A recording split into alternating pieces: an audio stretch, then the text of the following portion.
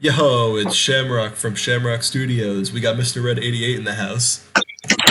Dude, these fucking pretzels are making me thirsty. What kind of pretzels are you eating? Hmm. Snyder's of Hangover family size. Snap it. Yeah, those ones are pretty solid. I also highly recommend. I don't freaking know the brand, but there's like little pretzel nugget ones that are like coated in freaking like honey mustard and onion flavoring, and it's godly. Anyways, tonight Sponsor us. this is actually actually a ruse. This is a pretzel tier list, and not a Marvel movie tier list. The entire backdrop right now is all been a sham. No, but anyways, On NTM's S tier. oh, easily. Anti-Ans, especially, no, it's Anti-Ans is S tier, and then Anti-Ans, if you get it right when it comes out of the oven, is God tier. Because I've had that once in my life, and like I need to just camp outside in Anti-Ans now and have that happen again. But yeah, so we have a nice new tier list. It's been freaking like a hot minute since we made one of these, but we're doing the Marvel movies.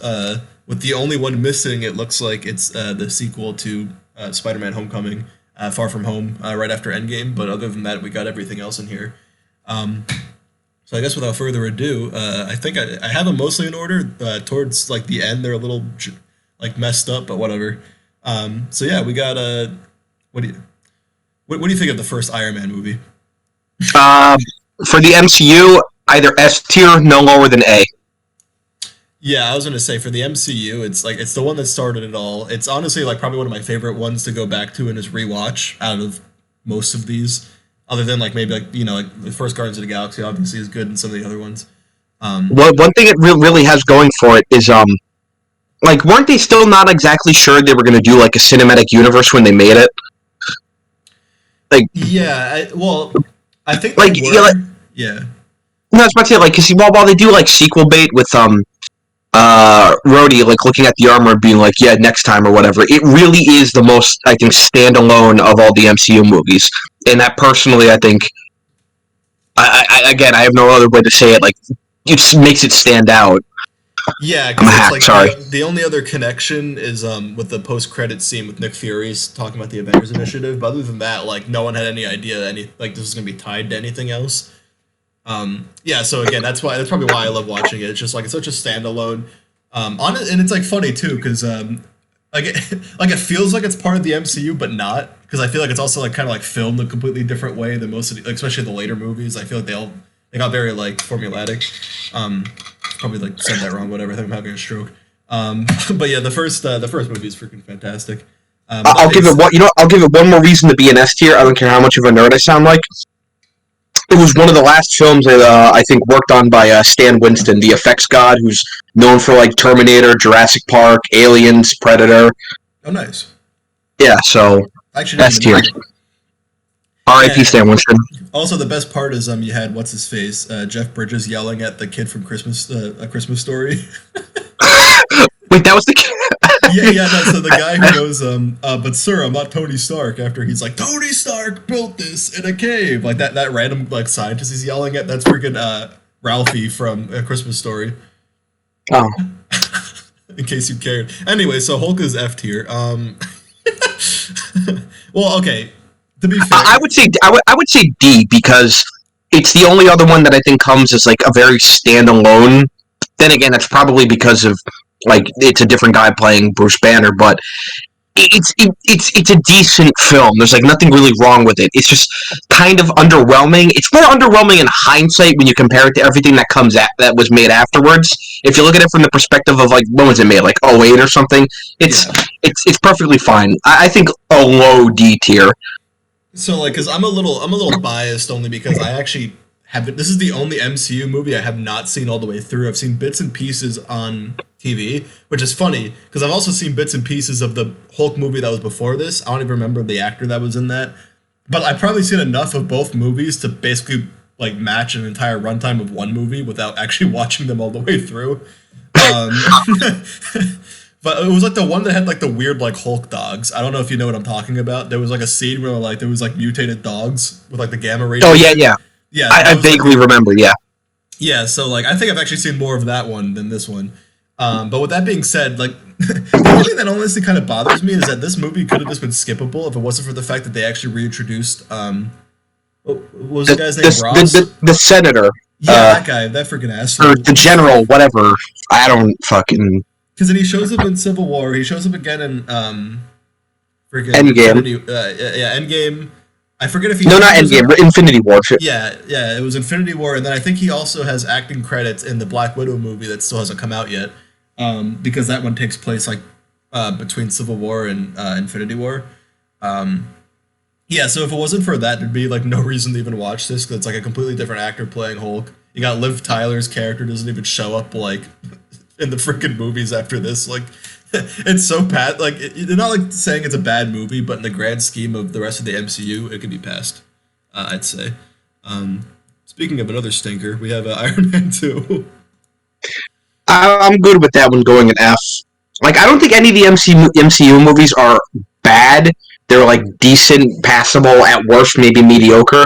But for the sake of this list, it's like, yeah, Iron Man 2 is pretty bottom tier. Yeah, and it's like, I don't know, I still find it to be somewhat fun to rewatch. I mean, out of all the Iron Man movies, it's definitely my least favorite one to rewatch, but I don't know, like whenever it's on TV, I don't mind sitting down and like either watching it all the way through or checking out at least like half the movie. I mean, yeah, there's definitely like some bad moments in it, and it's like, the villain was forgettable and just like Tony Stark being like more of an asshole than normal for like the entire movie. What was it? No, no, I just had this. Also, it was really like not that this automatically makes it bad, but it was such filler. It was like, oh my god, the first movie was such a hit. Oh, we need to kill time before the Avengers, like the big team up movie. Just fart out this movie. Yeah, I was actually about to say that it definitely has like a filler story and also more of like you could definitely tell it literally only exists to just be like, here's Black Widow, like because she doesn't show up in any of the other movies until the first Avengers. So literally, this seems like it only exists to serve that purpose, which kind of makes it stinky. There is one hot take though. One thing I'll compliment the movie. One hot take. I think out of the three Iron Man films, it has the best villain. Whiplash or whatever his name was. I think Yeah, he was a better villain than Jeff Bridges, who's only memorable because of who plays him, yeah. and like not Mandarin. I will go down with that opinion. It has the best villain out of the three Iron Man films, but that's like all it has going for it. Yeah, that's Not true. forget about stupid generic bald evil businessman or whatever who was in the movie too. Fucking Mickey Rourke's character is the only one that mattered. I want my blood. Yeah. I love him though. And then like here's what's funny. I feel like Phase 1 was easily like the weakest. Like yeah, sure Oh, Iron Man 1 was great, but then it's like Hulk, Iron Man 2, Thor. Like the first Thor movie I actually fell asleep like the first time I watched it. oh, absolutely. Like this is mostly in hindsight, but Phase One is the weakest phase. Totally. Yeah. I don't know. I D. wanna I say D. Maybe put it above Hulk. I don't know. I'll leave that one up to you, but I say D. Yeah, it's just like I feel like I don't mind. I don't know. It's like Thor's like friend characters were like whatever. They were just kind of forgettable, and I just think it's funny that Thor Ragnarok like basically begins with them all getting murdered. Because like who cares? I felt like nothing when freaking what's her face Hela like just showed up to Asgard, just murdered like all of his friends in like 5 seconds. Um, Also, it's got fucking like Kat Dennings. She's so goddamn annoying. yeah, like because her character is that like Darcy or whatever her name is. I Um, don't remember. She's she's the the one with the big scientist. knockers. Yep. Nice. No, but yeah, I don't know. There, And it's like, I'm there, sorry. there is one thing I feel like a lot of other people should give the movie credit for that I don't, and that's like everybody loves Loki, who I kind of thought is an overrated villain, but he's the villain of this film. So I feel like in a lot of other people's eyes, that should bump this movie up a little bit. Not to me. I say it's firmly in D tier. I don't give a shit, but I just think that's worth pointing out. Well, even as a fan of Loki myself, I feel like in this movie he's just like a pissant. Like like he's just like he's like kind of chill at the beginning, and then he's like it's like all of a sudden he's like, oh, I have to be the bad guy now. Like just randomly be like butthurt. I don't know. Like I haven't seen this one in a while, but I kind of just remember watching it. I'm like, wow, I thought like Loki was cool. Actually, no, it's funny because the first time I saw this movie was actually after I watched Avengers. So, because when the first Marvel movies came out, I only saw Iron Man 1, 2, and Captain America in theaters before I saw Avengers. I didn't see Hulk or Thor. And then it was after I came back from seeing it in IMAX with like Max and James and whoever else went with us. We went back to Max's place. We watched the first Thor, but then I freaking just like fell asleep because it was so late at night, and it was like like the hour that they spent in New Mexico where I just stopped caring. Because I was like, I thought Loki was like kind of cool. Like, why the hell is he just like a crybaby like the entire movie? But anyways, yeah, D tier. And To be fair, you saw more than I did. I saw the first Iron Man, and then I didn't see any of them. And then like the day I met Matt, it was like Brian was like, "All right, we're going to see Avengers," and I'm like, "Huh, this movie connects with that Iron Man film." And yeah, wait a minute. Maybe I should go back and check these out. But it's like I didn't check out the dude. I didn't check out the majority of Phase 1 until I think we were halfway through Phase 3. I swear to God. Holy crap! Because I didn't have that much money when I was like in like high school to like spend on myself. So like, and I didn't have a car, so I couldn't go to the movies as often as I do now.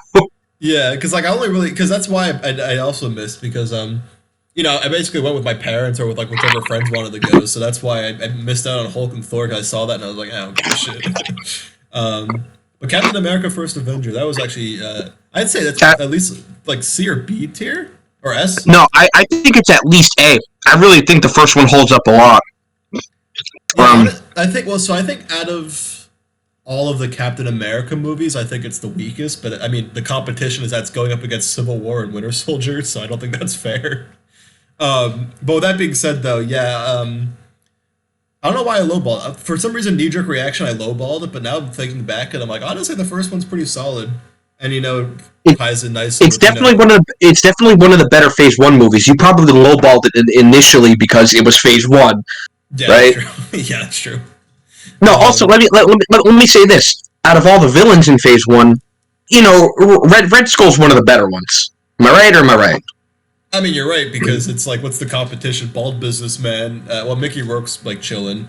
I guess Loki, and then like the weird like ice giant, and then freaking what was it? Abomination. Abomination, who actually would have been a good villain if his motivation was fleshed out more. I don't even know what his motivation was. No, that's what I mean. He just kind of wanted to fight the Hulk because reasons. Tim Roth played him really well. I have to give him that role is carried by Tim Roth's performance, but his motivation is kind of just eh. I want to fight you. Yeah, what it boiled down to. And cool. Now we got the first Avengers. First Avengers, like just honestly, I feel like every time I rewatch it, I'm like, this movie is really cheesy. But I mean, like as a popcorn flick and just for like pure nostalgia of like the beginning of the MCU, I have to give it at least like an A. Just because it's like, it definitely is cheesy, but like I don't know, like the entire like this last sequence, like from where they're fighting in New York, is just like such a rush, and like I don't know, and I like the banter between everyone.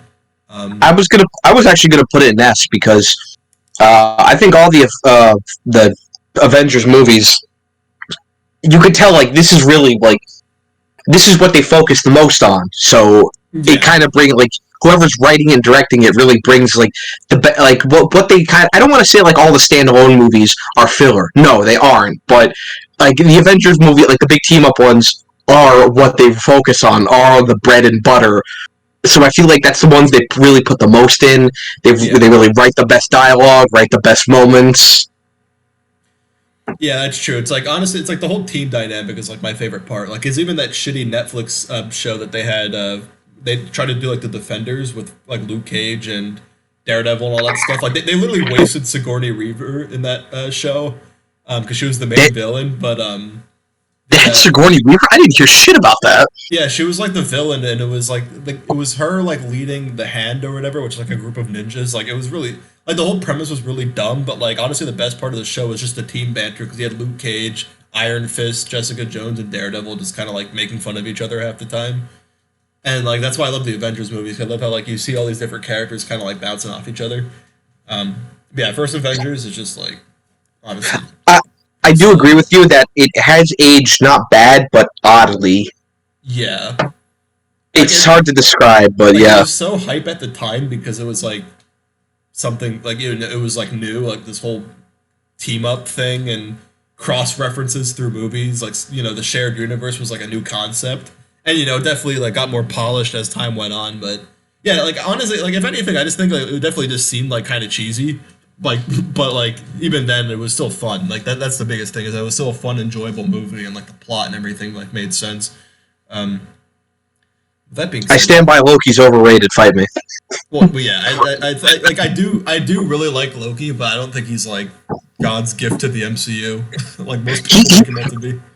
he didn't like phase one. He didn't have that much competition. Once you like, but now we've gotten to like phase three. It's like, yeah, pretty much every villain is better than him.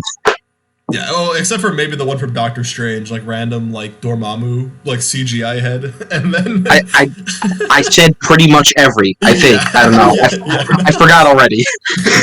And now we have oh god, Iron Man 3. Iron Man B 3. B Iron Man 3 is really overrated. People didn't. I don't understand how people didn't get it. Iron Man 3 was really fucking good. Honestly, you know, because I actually rewatch. I've been like on and off trying to rewatch like the MCU like in order with Laura. We haven't watched. I think actually Iron Man 3 was the last one we watched. But when I say last one, I mean like back since September or October. We've been like I haven't had the courage to watch Thor: The Dark World again. That's honestly what it boils down to. But yeah, honestly, Iron Man 3, like I remember when it first came out, I was like, why does everyone just like hate on this movie? Because I knew it was just because like Mandarin's not like the Chinese stereotype Mandarin. Like I'm so upset. like who cares? Like they made it like a cool twist. I don't know. No, see, that's the thing. You're right. The twist itself is cool. I think that's one of the best movie twists I've seen. The problem is the payoff isn't that good. Like, Yeah. what's his name? The actor Guy Pearce. He's kind of a really unintimidating villain. Yeah, if it was like any other guy either playing him or if there was just any other villain, like, cause imagine if it was like Mickey Rourke was like in his place, like just swap those two villains. Like, I feel like it would have just been, Yeah. like, yeah, like it could have been. Yeah, I definitely feel that. I definitely feel like it's like they made the Mandarin such like a. I was about to say Mandalorian. They made the Mandarin such like this imposing threat with like like hijacking the TV and everything and like literally shooting a guy on TV. Like I was actually like, oh damn, like this guy's kind of like hardcore. And then so at first when they did the twist, I was like, all right, that's a little disappointing. But like then I was like, okay, but that was actually really cool because I didn't expect that. But then you're left with this like random like hot guy, I guess, with like lava powers. Like that's basically what it just boiled down to. Yeah, but I agree. That's like what was disappointing with the twist. Is like the payoff is just like a big old like stinky poop after Taco Bell.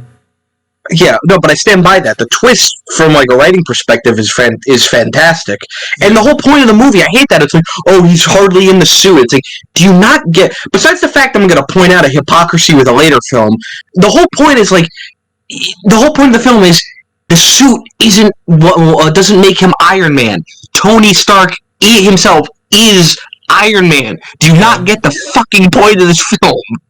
Yeah, exactly. Because I remember, because I didn't actually that didn't even bother me. Because honestly, like even though most of the movie is spent without him being in the suit, like the whole last part where like all of his suits came in, you saw them all like fighting off the extremist soldiers, and then him fighting the not Mandarin. Like I thought, like that kind of made up for like the no suit throughout basically the rest of the movie. Do you remember you remember when we first saw the trailer, like towards the end of senior year? You showed it to us like on your phone. There was like some assembly. We were in the gym. I actually do remember that because it's like, and that's the thing. The freaking trailers did not give anything away. They were just like, oh my god, look at this Mandarin guy. He's literally just like Osama and like Saddam combined. And then like all of a sudden the movie comes out and I'm like, holy shit! Like you had the random TV hijackings again. Like he shot like some random guy on television and like to threaten the president. And then all of a sudden it was just some drugged up like English actor, which I just thought. Looking back now, it's actually like hilarious. Like, I know I'm going on like a broken record about this, but like I would just want to say two more things about the film. Number one, how stupid is everyone who gets angry that he gives away his address on TV? It's like, excuse me, didn't he end the first movie by revealing his secret identity? yeah, Anyone with Google could then find out where he lives. Like that's. Or so he calls him out on TV and gives him his address. yeah. I was actually about to Great. say Who cares? yeah, I was gonna say. I was actually about to say that because most celebrity. I mean, you might not know where most celebrities live, like IRL, like in real life, but I don't know. I feel like it's pretty obvious that he's got that giant cliffside mansion. Like it's Tony Stark too. Like at some point he probably like either leaked his address or he freaking threw a party at his place in Iron Man 2. Actually, Yeah. no. So that kind of like counteracts their entire argument. The movie before literally had all these randos at his place for a party. Any one of those people could have leaked his address.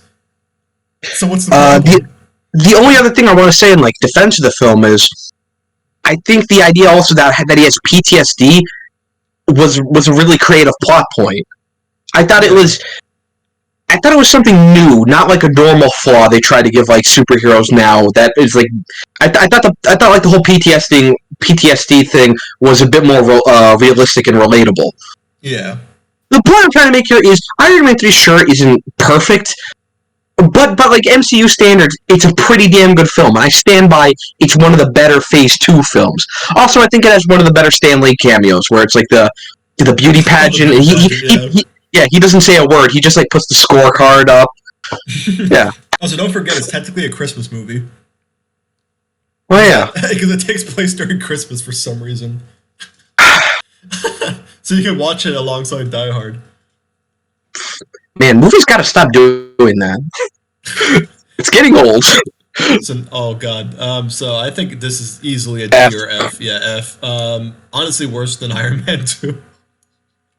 Like Thor, it's just like the freaking villain. I only remember his name because I remember getting him in like Lego Star Wars. Like literally, I remembered his name from playing the not Lego Star Wars, Lego Marvel superheroes. It was like Malekith, like just like random dark elf. Like who cares? And then there was like the more of an imposing threat was the like random. I think the thing's name was Curse, spelled with a K because he's edgy.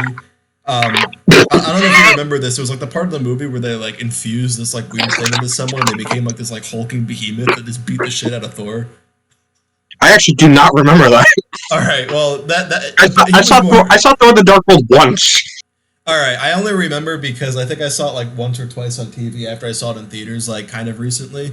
Um, and it's like like literally that random throwaway villain that just ends up dying anyways is more of a threat than the main villain because the main villain was just like I'm just an edgy dark elf and I want to bathe the world in darkness and whatever.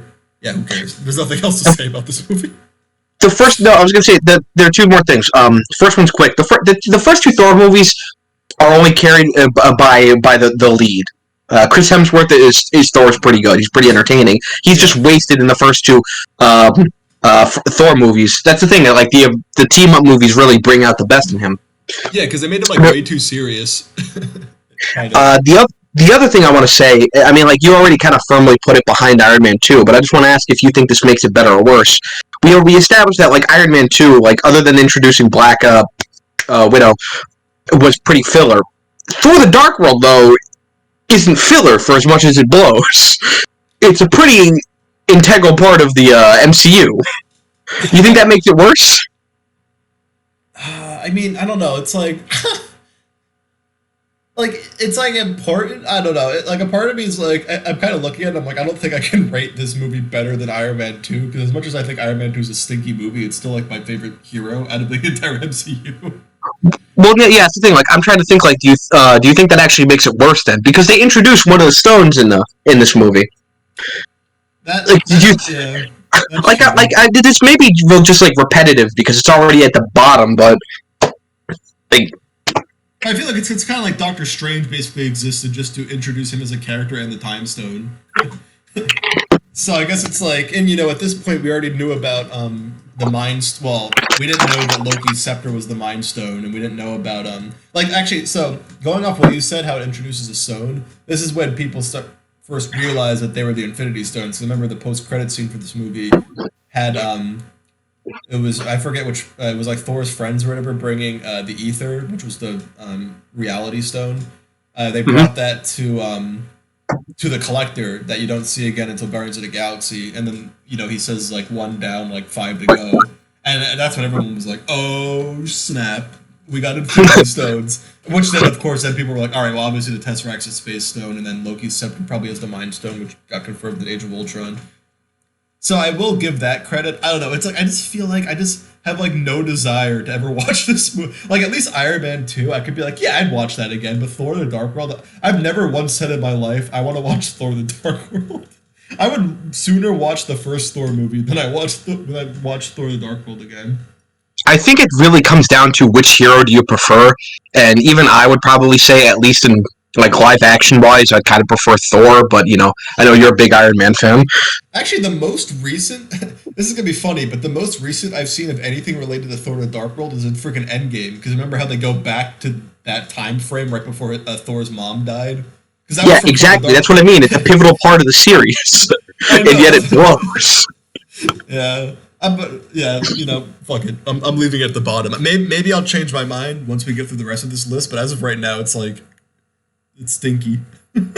Oh god, Winter Soldier is a bomb ass movie. I think. See, I think it's the most overrated MCU film. Wait, really? Maybe C is going a bit too far, but I will. You know what? I don't give a shit what anyone says. I think Iron Man 3 was better. Really? Here's a major, like, I don't know, like, you can try to convince me. I feel like you're just kind of bowing to my wishes here, but um here's a major fucking hypocrisy. Everyone cries about Iron Man 3 where it's like he spends too much time not in the Iron Man suit, when that's part of the point of the film.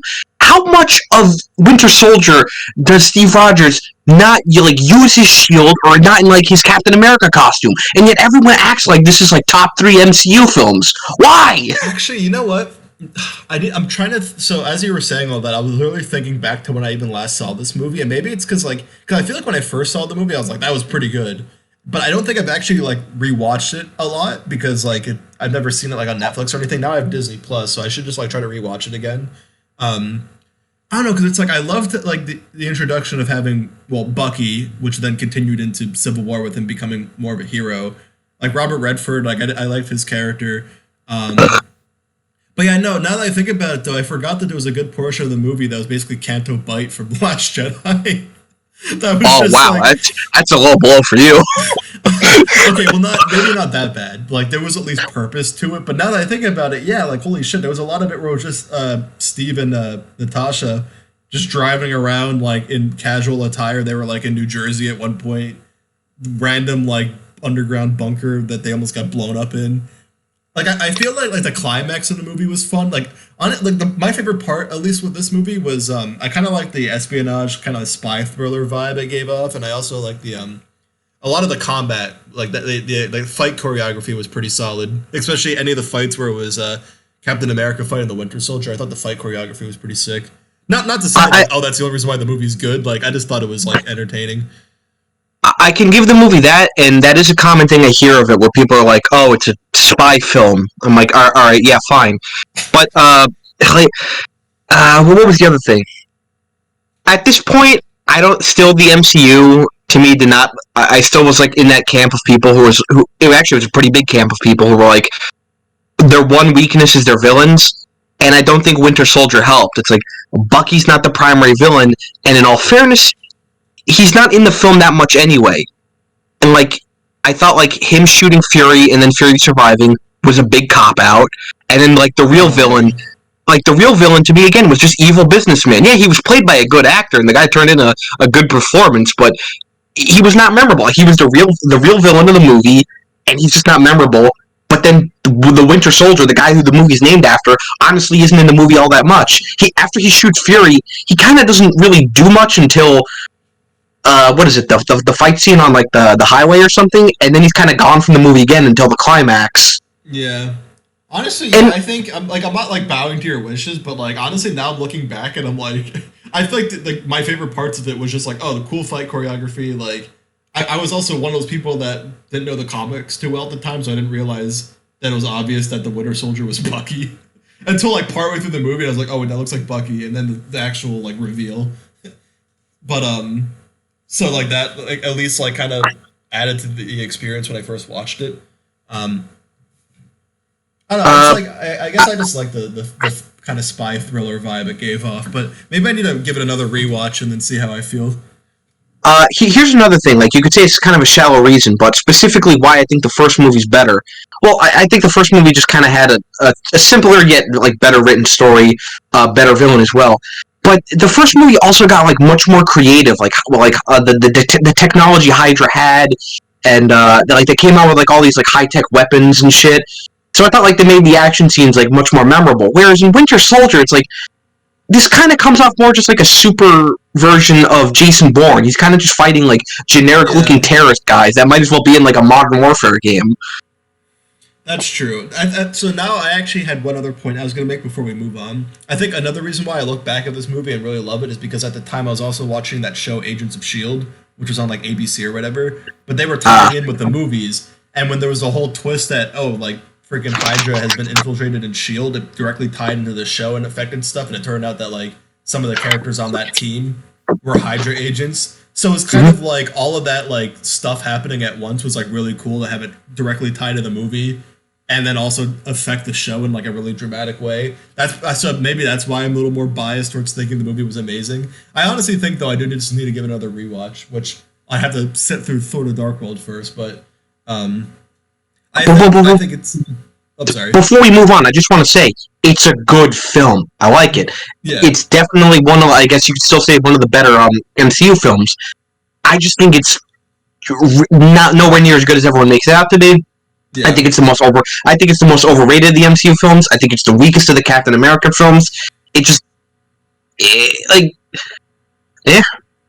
just didn't do it for me that much. Again, it's still a good movie, but Yeah. I will go down in flames that the first Captain America is better. Iron Man 3 is better. Do you think The Incredible Hulk is better? Yeah, fuck it. Who cares? All right, Guardians of the Galaxy. I don't know. I feel like you A. might be you think A tier? Well, if you want to put it like, I think it's a high A, low S. I was thinking more low S, just because like I don't know. Does something about this movie really click with me? I think this is the one I actually saw in theaters the most. I'm pretty sure I saw this one like almost 10 times. I don't know what. Oh, I was going to say 7. Jesus, yeah. Yeah, I think it may actually end up being 7, but I don't know. Like I love like how like the music got incorporated into the story. I love just like how silly it was, and like I also just a huge sucker for sci-fi, and like I don't know, the whole movie was just like wacky. I like yeah, Ronan was kind of a weak villain, and like who cares? But I don't know. Like I loved literally the entire team. You had freaking. Honestly, going into it, I thought I was gonna be like more in love with like Star-Lord and everything, but then like freaking like Drax kind of stole like the entire movie. Like just Dave Bautista just like being insane. Like I don't know, I thought I was gonna go into that movie or come out of that movie thinking nothing of Drax. I feel like he was like the dark horse of the movie. Like Groot obviously was great. Rocket's an asshole. Gamora's like fine. Like honestly, if it wasn't for the villain, I'd say Guardians of the Galaxy is like easily like top tier. See, or first of all, yeah, I remember back then, like every week, you were like, "Dude, I saw the movie again." I'm like, "Jesus Christ, dude!"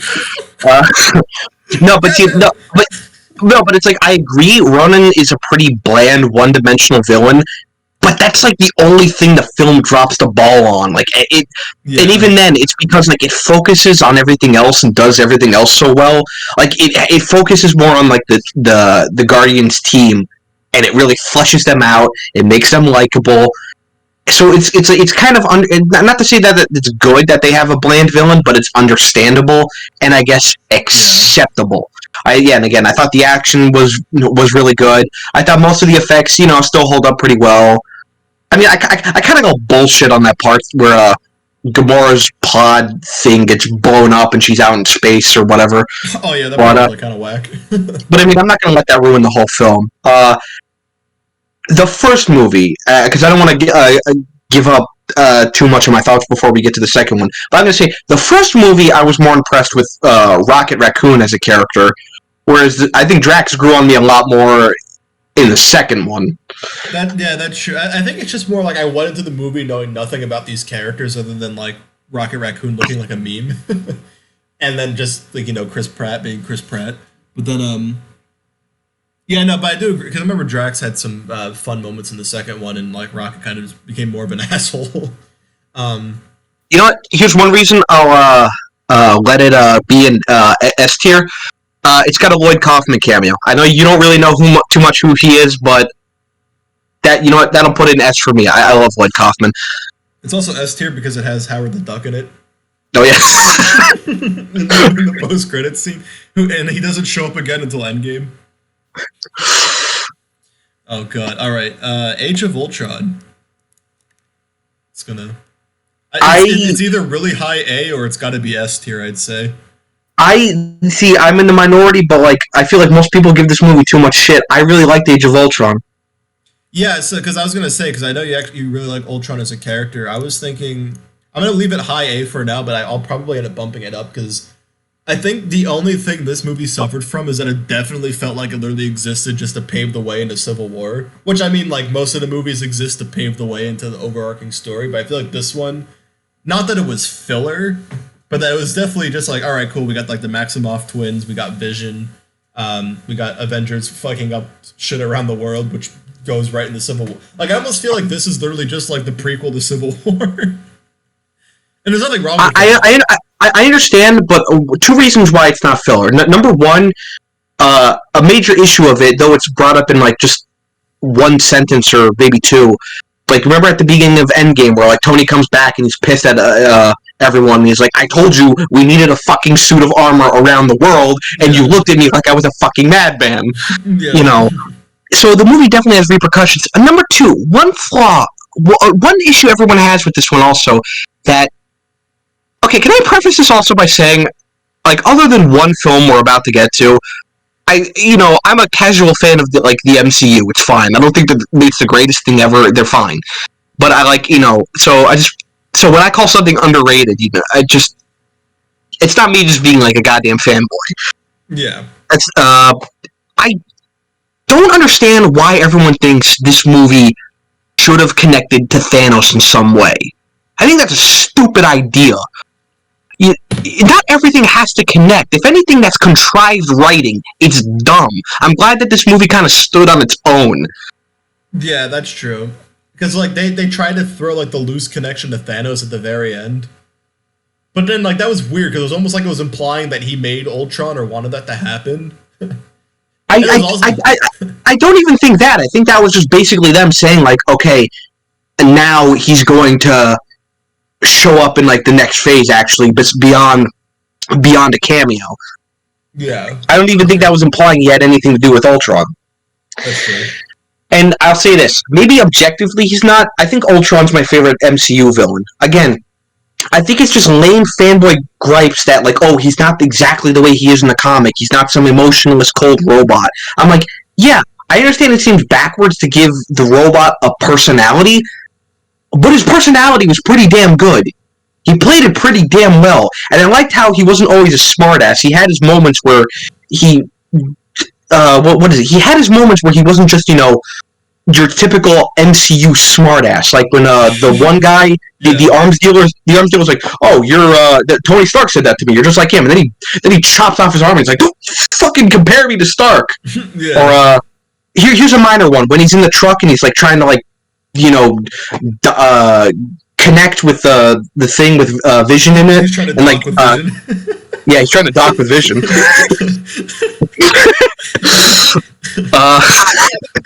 What is it? When Cap like lands on the truck and he yells, he's like, no, leave me alone. Like, yeah, he's almost like human. Like it's kind of like I don't know. It's like so. It's funny because at first I was kind of in the bandwagon of like, oh, I wish I just made him a cold robot, but then I realized, well, it makes sense because like he was designed by Tony Stark, so of course he's gonna be like a snarky asshole, like personality wise. Yeah. So like, yeah, I think honestly, I think I am gonna move it up, but I'll definitely leave it at the lower end of S tier, regardless of whatever else gets added up there. Yeah, no, it's like because then I love like the whole like the nightmare sequences for each character, how it showed like.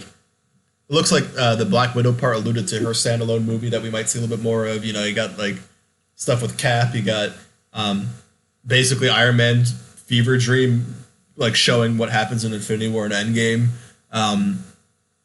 Like just I don't know, and I felt like there was like there's a lot more like character development too between everyone. Oh, and then Thor's freaking fever dream leading into Thor Ragnarok. What is it like? I understand one flaw with it is that like it feels like a bunch of it feels like they kind of tried to put too much and then a bunch kind of had to be cut out. Like Thor's like weird when he goes into like the water and he has those visions or whatever. Yeah, it's I understand. Like again, I'm not trying to say the movie's perfect, but a lot of the issues I feel like people have are either ridiculous, just crummy fanboy gripes because it's not exactly like the source material, or just outright invalid. Yeah. Also I can say as like a film buff, I do appreciate. I saw the behind the scenes. There was like a bit more like on set stunt work rather than just like straight up CGI. Yeah. I don't know. I think I'd rather watch it than the first one, but I'm not going to fight too hard to put it above the first one. But keeping it high on the list, yeah, I say put it there. And I still say, hell, I even think the climax is better than the first movie. But whatever. Yeah, so I think the climax is cooler just because of like just how insane it was, just like floating city about to be used as a meteor. Then like obviously there was way more heroes added in. You had Quicksilver. Did I tell you when I saw? This is the last thing to say about the movie, but when I saw it with Max, he actually saw it like literally like right before I was gonna leave the theaters, and so he was like way like late on the gravy train. But we went to go see it, and the part where Quicksilver gets shot and says, "You didn't see that coming," and just falls over. Max just burst out laughing in the theaters. Because he was like, he knew it was supposed to be a joke, but for some reason, like, it was just, you didn't see that coming, and just falls over and dies.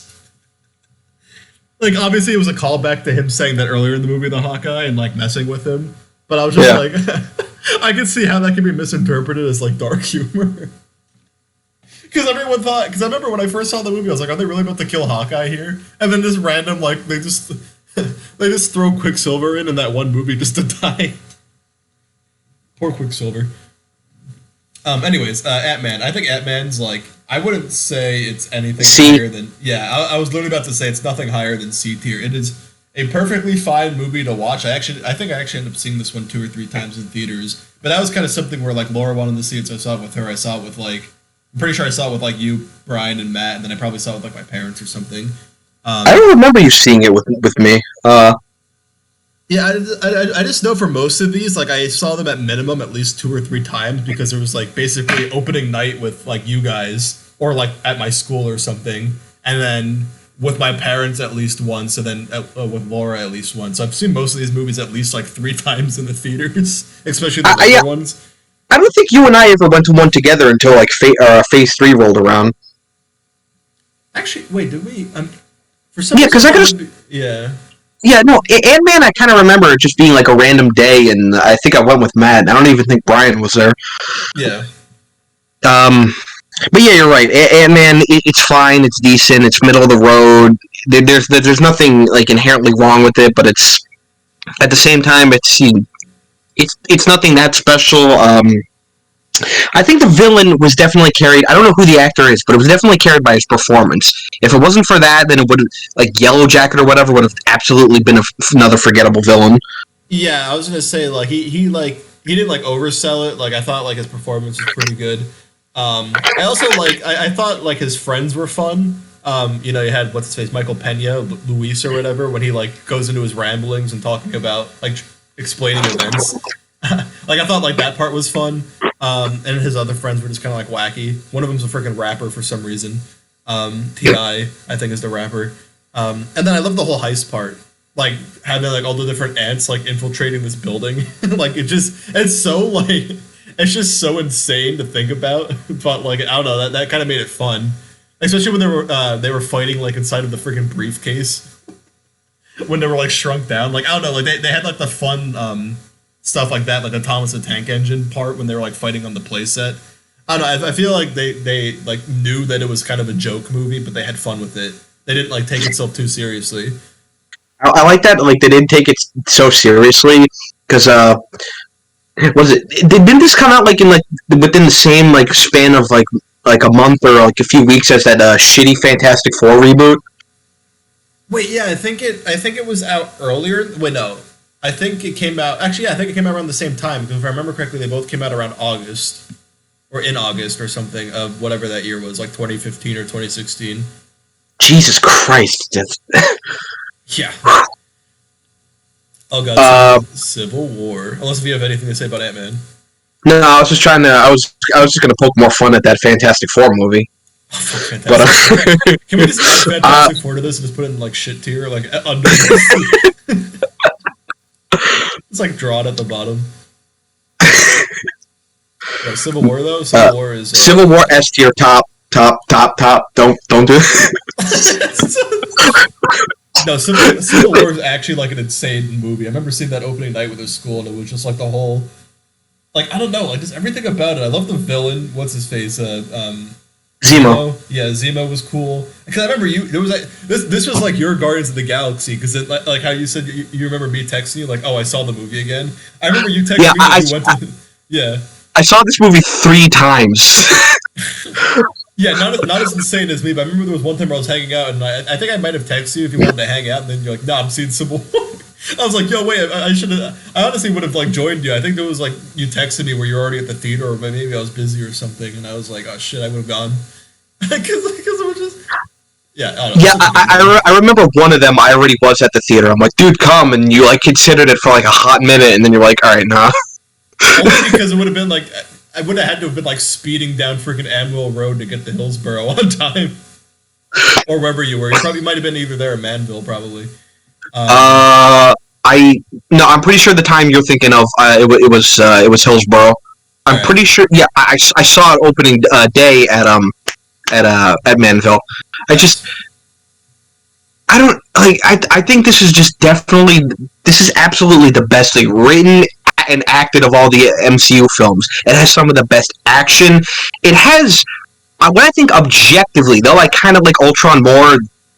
To be fair, I might have an internal bias because Ultron reminds me of the villain from Mega Man X. Yeah. But Zemo is, I think, probably objectively the best MCU villain. He was menacing, yet he wasn't all just like just brooding and dark. He could put on like his like fake happy face, but at the same time, like when he breaks in and he takes that one ex-Hydra member hostage, he has him like fucking he has him like tied upside down and is going to fucking drown him. Yeah. He was legitimately intimidating, and again, he has no powers, and he essentially beat the fucking Avengers. Yeah, that's true. Actually, probably his most chilling line was when he's getting interrogated at the end by freaking what's his face, Bilbo Baggins. When he's getting interrogated at the end by Bilbo Baggins, when he's like, "Oh, how does it feel like, or like that you lost, or that your plan didn't work, or whatever?" And then he just kind of like looks at him and says, "Like, oh, like did it fail? Like, did my plan fail? Because like, look, freaking Iron Man and Captain America literally beat the crap out of each other. Now they're not talking. Like the entire, literally, actually, if you think about it, you saying he's objectively the best villain makes sense because he's literally the reason." He's honestly the reason why they basically lost so hard in Infinity War because they were split up. They weren't fighting as a unified force. A lot of people actually said, like, honestly, if it wasn't for Zemo, like, they might have actually been able to stand a chance against Thanos. Because it would have been, like, the entire Avengers and, like, the Guardians of the Galaxy. But because they were so split up between, Captain America's side and Wakanda and then, Iron Man's side out in space with the Guardians, like, they probably could have held their own, or at least it would have been as much of a slaughter. Yeah. So I think in terms of, like, as being a catalyst for how destructive the events of Infinity War was, I'd say Zemo is pretty damn important in terms of being a villain. I know I said like the movie has some of the best performances, but Zemo is the one I think that carries it the most. I think Robert Downey Jr. I think gave one of his better performances also out of the entire series. Yeah. Again, what more can you say about the airport fight? The introduction of Black Panther And Spider-Man. Don't forget. Yeah. There was. Cool, yeah. I mean, yeah, like for as much as I'm kissing this movie's ass, to be fair, Spider-Man, if you cut him, honestly, the movie doesn't really suffer that much, though. Whereas you kind of can't say that with Black Panther, but I think Zemo just also had like a lot of like really quotable lines. Like the whole thing about like an empire toppled by its enemies can always rise again, but one that crumbles from within, that's dead forever. Yeah. That final action scene though, where it comes down to like 1-on-1, and Cap is like literally smashing Tony's face in with his shield. Yeah, that was freaking rough because like literally that entire sequence after Zemo like reveals that like, oh hey, so Cap knew that Winter Soldier killed your parents and didn't tell you about it. And I was like, and someone, I actually thought at one point one of them was going to die. I was like, either Iron Man's going to go like batshit crazy and either kill Captain, because Captain America dies in the comic version. So I was like, are they literally about to kill Captain America when like Iron Man's in a blood fuel like rage? Because that would have been intense if they actually did that. If he just like literally like beat him into a coma or something. You know what? It's funny you bring up the comic because that's another thing. The comic is actually kind of garbage. Well, not even kind of garbage. The comic honestly is garbage, but Yeah. they took that and made it like a way better film because in the comics, both like Tony and Steve are absolutely like unlikable pieces of shit. Yeah. Like Tony doesn't give like Tony's like way too happy to throw his like friends in prison. He doesn't give a damn. And like Steve Rogers is just this angry psychopath that I think he becomes this like bloodthirsty psychopath that even makes the Punisher look sane. Oh, I God. think there's like a point. I think there's literally like a point in the comic. I think where like Punisher's like, yeah, I'm not doing that. Yeah, no. And I think Captain like beats the shit out of him. Cap, relax. I'm not gonna shoot JFK. Wait. Also, like again, I know obviously this is something lots of people don't want to think about now. I think one of the strengths in the film's writing is, it's kind of a really good political thriller. Yeah. Shit, I'm trying to like, I don't know. Like I said, I think it's one of the I think it's one of the most interesting, well written, best acted of the entire series. The only thing I will knock it, funny enough, this is something I will say Winter Soldier does better, and even then it's not every scene, but to be fair, some of like the camera work during the fight scenes, there are some that gets a little too shaky, whereas Winter Soldier, I can admit, kind of did that better. Like when Black Panther first shows up and he attacks Bucky, the cameraman is having a bit too much of a seizure there. It's Michael J. Fox on the cameras. Yeah, but other scenes like the airport scene, the airport battle, I think they did just fine there. God, I had so much to say about this movie. I'm sorry. I really liked it. This is the only MCU film I actually own. Like right when it came out on Blu-ray, I like went to Walmart and bought it. Yeah, this movie's sick. And actually, I was gonna say, not to like go too much off topic, but because I know you don't have Disney Plus, but they're making that show that's coming out, I think, over the summer. The Falcon and the Winter Soldier, and that also has the same guy playing Zemo, and he's coming back in that show. So I don't know if that gives you any interest in checking it out. I didn't know if you actually knew that, but I just figured I'd mention because it sounds like you really liked his performance. I just wanted to let you know. I think I heard about that. I just kind of forgot about it. Because I'm actually pretty excited for all the new Marvel shows, because I know there's that WandaVision is coming out in like 10 days, or like 9 days or something. So that's gonna be fun to see. Just because like right now, all there is the Mandalorian on there. But not to get too sidetracked. Civil War is amazing. Doctor Strange. Unless if you had anything else you wanted to add. It's just I feel like it's all I have to add is just justifying more why I think Civil War is better than Winter Soldier. Doctor Strange. Strange. Yeah, honestly, because Doctor Strange, I don't know if I'd put it above Ant-Man. I think the visual effects are really cool. I like Benedict Cumberbatch as Stephen Strange. I mean, they whitewashed the ancient one, but who cares? Like, that didn't really bother me. I know some people were like, why is he not like a Tibetan monk or whatever? Instead they had Tilda Swinton. But that didn't bother me. But I mean, yeah, the visual effects were so trippy and cool. Like, the entire sequence where she was like, oh, like, open up your, like, mind or whatever, and, like, shot him through space, and it was all those, like, trippy visuals. Like, that entire sequence was sick. I think I actually saw the movie in 3D, so that added to the effect. And they probably laced the popcorn with something. I think I saw it in 3D too, but my glasses, like the glasses I got, I think were kind of smudged, so it kind of fucking sucked. Oh yeah, so it probably look all like smeared and everything. Yeah. And, it's like if it honestly, I wouldn't say I'd put it in B tier, but I think if the villain, like if Dormammu was more prevalent and it wasn't just like random throwaway Mads Mikkelsen and then like Dormammu at the end, I'd say honestly this movie might even be worthy of like lower B tier. I don't know. It's like yeah. See, the thing with Dormammu wouldn't bother me. It's like this is gonna sound hypocritical, but it's like okay, Phase 3 I think is really where like they started rectifying the whole villain problem. Yeah. But Doctor Strange, admittedly, has an issue because like I'm kind of fine with how they handled Dormammu. I just wish Mads Mikkelsen's character, that's his name, right? That's the actor's name. Yeah, I Yeah, forget. It was like Cthulhius or something was like the because villain name or something like that. I don't know. It was weird. yeah, he just needed more screen time. I think because they got a really good actor to play a villain. I think Yeah. but he just kind of wasn't in the movie all that much. That's the thing. I feel like he could have. I feel like it was all set for there to be like another good Phase 3 villain, and then he's hardly in the film, and then there's then Dormammu's at the end. And to be fair, I feel like you kind of pointed this out earlier. It's kind of funny because this is a movie where they introduce a stone, so it's not filler. Yet the movie kind of feels like filler. Yeah, I, I again, it can't put my almost. finger on why. I think it just definitely feels like it exists to just be like, hey, we need the time stone because we know we're approaching Infinity War and we need everyone to know where the last of the Infinity Stones are. So here's Doctor Strange with the time stone.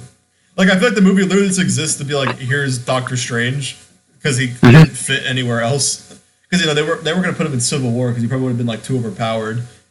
And like his standalone story is like pretty cool, but I mean, I don't know. It's like because then now like I don't even know what's going on with the next movie. Oh, because like it's like the multiverse of madness, and I think freaking Scarlet Witch is supposed to be in it. But I also think the his name is like Mordo or something. The black guy, his like original. Oh, Mordo? No, I fuck, think it why was, do I forget his name? I thought it was I, Mordo. I could have sworn he was in the Spider-Man cartoon during the Maximum Carnage arc, I think. Am I getting someone else? I'm like, fuck. Um, So anyway, is he supposed they know to? who we're talking about. Yeah, but he's like random like villain throwaway post credit scene to be like there's too many sorcerers, so now I'm going to be the villain in the next. I guess he's the villain in the next movie. I don't know if that got confirmed or not. But anyways, yeah, Yeah, no, I because think it's yeah. wasn't Doctor Strange like one of the only standalone Phase 3 movies that actually ended with uh a cliffhanger that doesn't tie into like Infinity War / Endgame, right? Wasn't it? The only post credit so there was I remember there was another post credit scene that tied into Thor Ragnarok because it showed how Doctor Strange has a cameo in that where he was refilling Thor's beer to find out where Odin is or whatever. But like that Yeah. was the only connection I had to any of the other movies.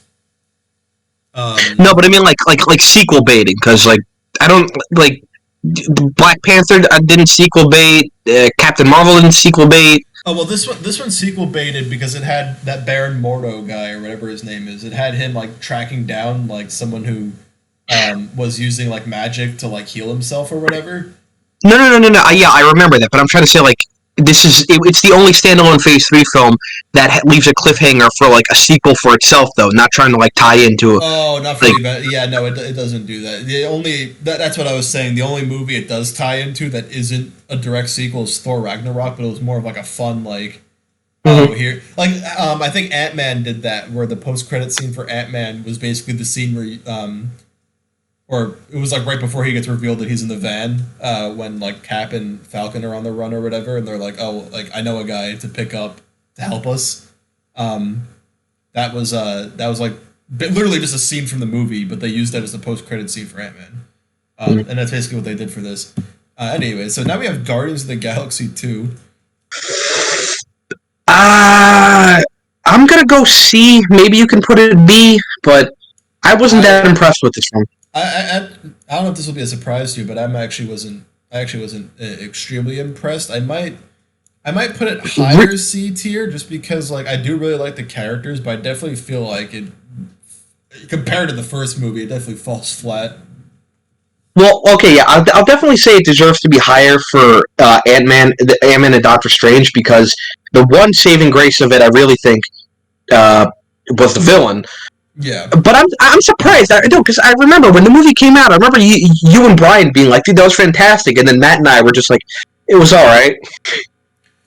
I think it was like I think it was another one like Winter Soldier. Maybe at the time it was like way more hype because like that I've rewatched this one recently and I'm like yeah like the introduction to Mantis was kind of cool and I did really like the villain but I feel like I'm trying to think like I think it did expand on the characters some more but I feel like it I don't know what it is like there's something about it where I'm looking back and I'm like not like liking it as much as I did when I first saw it but I can't put my finger on it. The middle of the film drags a bit. Am I right? Yeah, I know that part. Like, I do like the entire like the climax sequence was fun. where he was fighting his dad and like he's a Celestial or whatever. And I like the whole like twist that like well, the twist with him being a Celestial, but then like his dad killed his mom basically because he's like a crazy asshole. I don't know. It's like I think I just feel like the first Guardians had just so much charm, and I feel like this one, like not like to say it didn't have charm, it just kind of like expanded on the characters, but I feel like a lot of the fun was lost because like the first movie was just so wacky, and I feel like this one was just kind of like a little more serious because like parental issue, like or family issues rather. Um, But it expands on most of the characters, except for, funny enough, the one that I feel like steals the show, that being Drax. Like, Drax has, like, nothing to do in the film, and yet, honestly, he steals the show. that's true because in the first one he has the whole like, yeah, I want to fucking kill Ronan, and so I can like get to Thanos and like rip his throat out. But then this movie just kind of like, yeah, I'm just vibing with like my family. That's literally what it is. Also, I have to say, I like the adult Groot better than Baby Groot. Yeah, and that's the other thing. 'Cause I feel like adult Groot was like I feel like Baby Groot, as much as I love him, is just kind of a gimmick. Yeah, Like, he should have been like a joke, one quick joke, and that's it.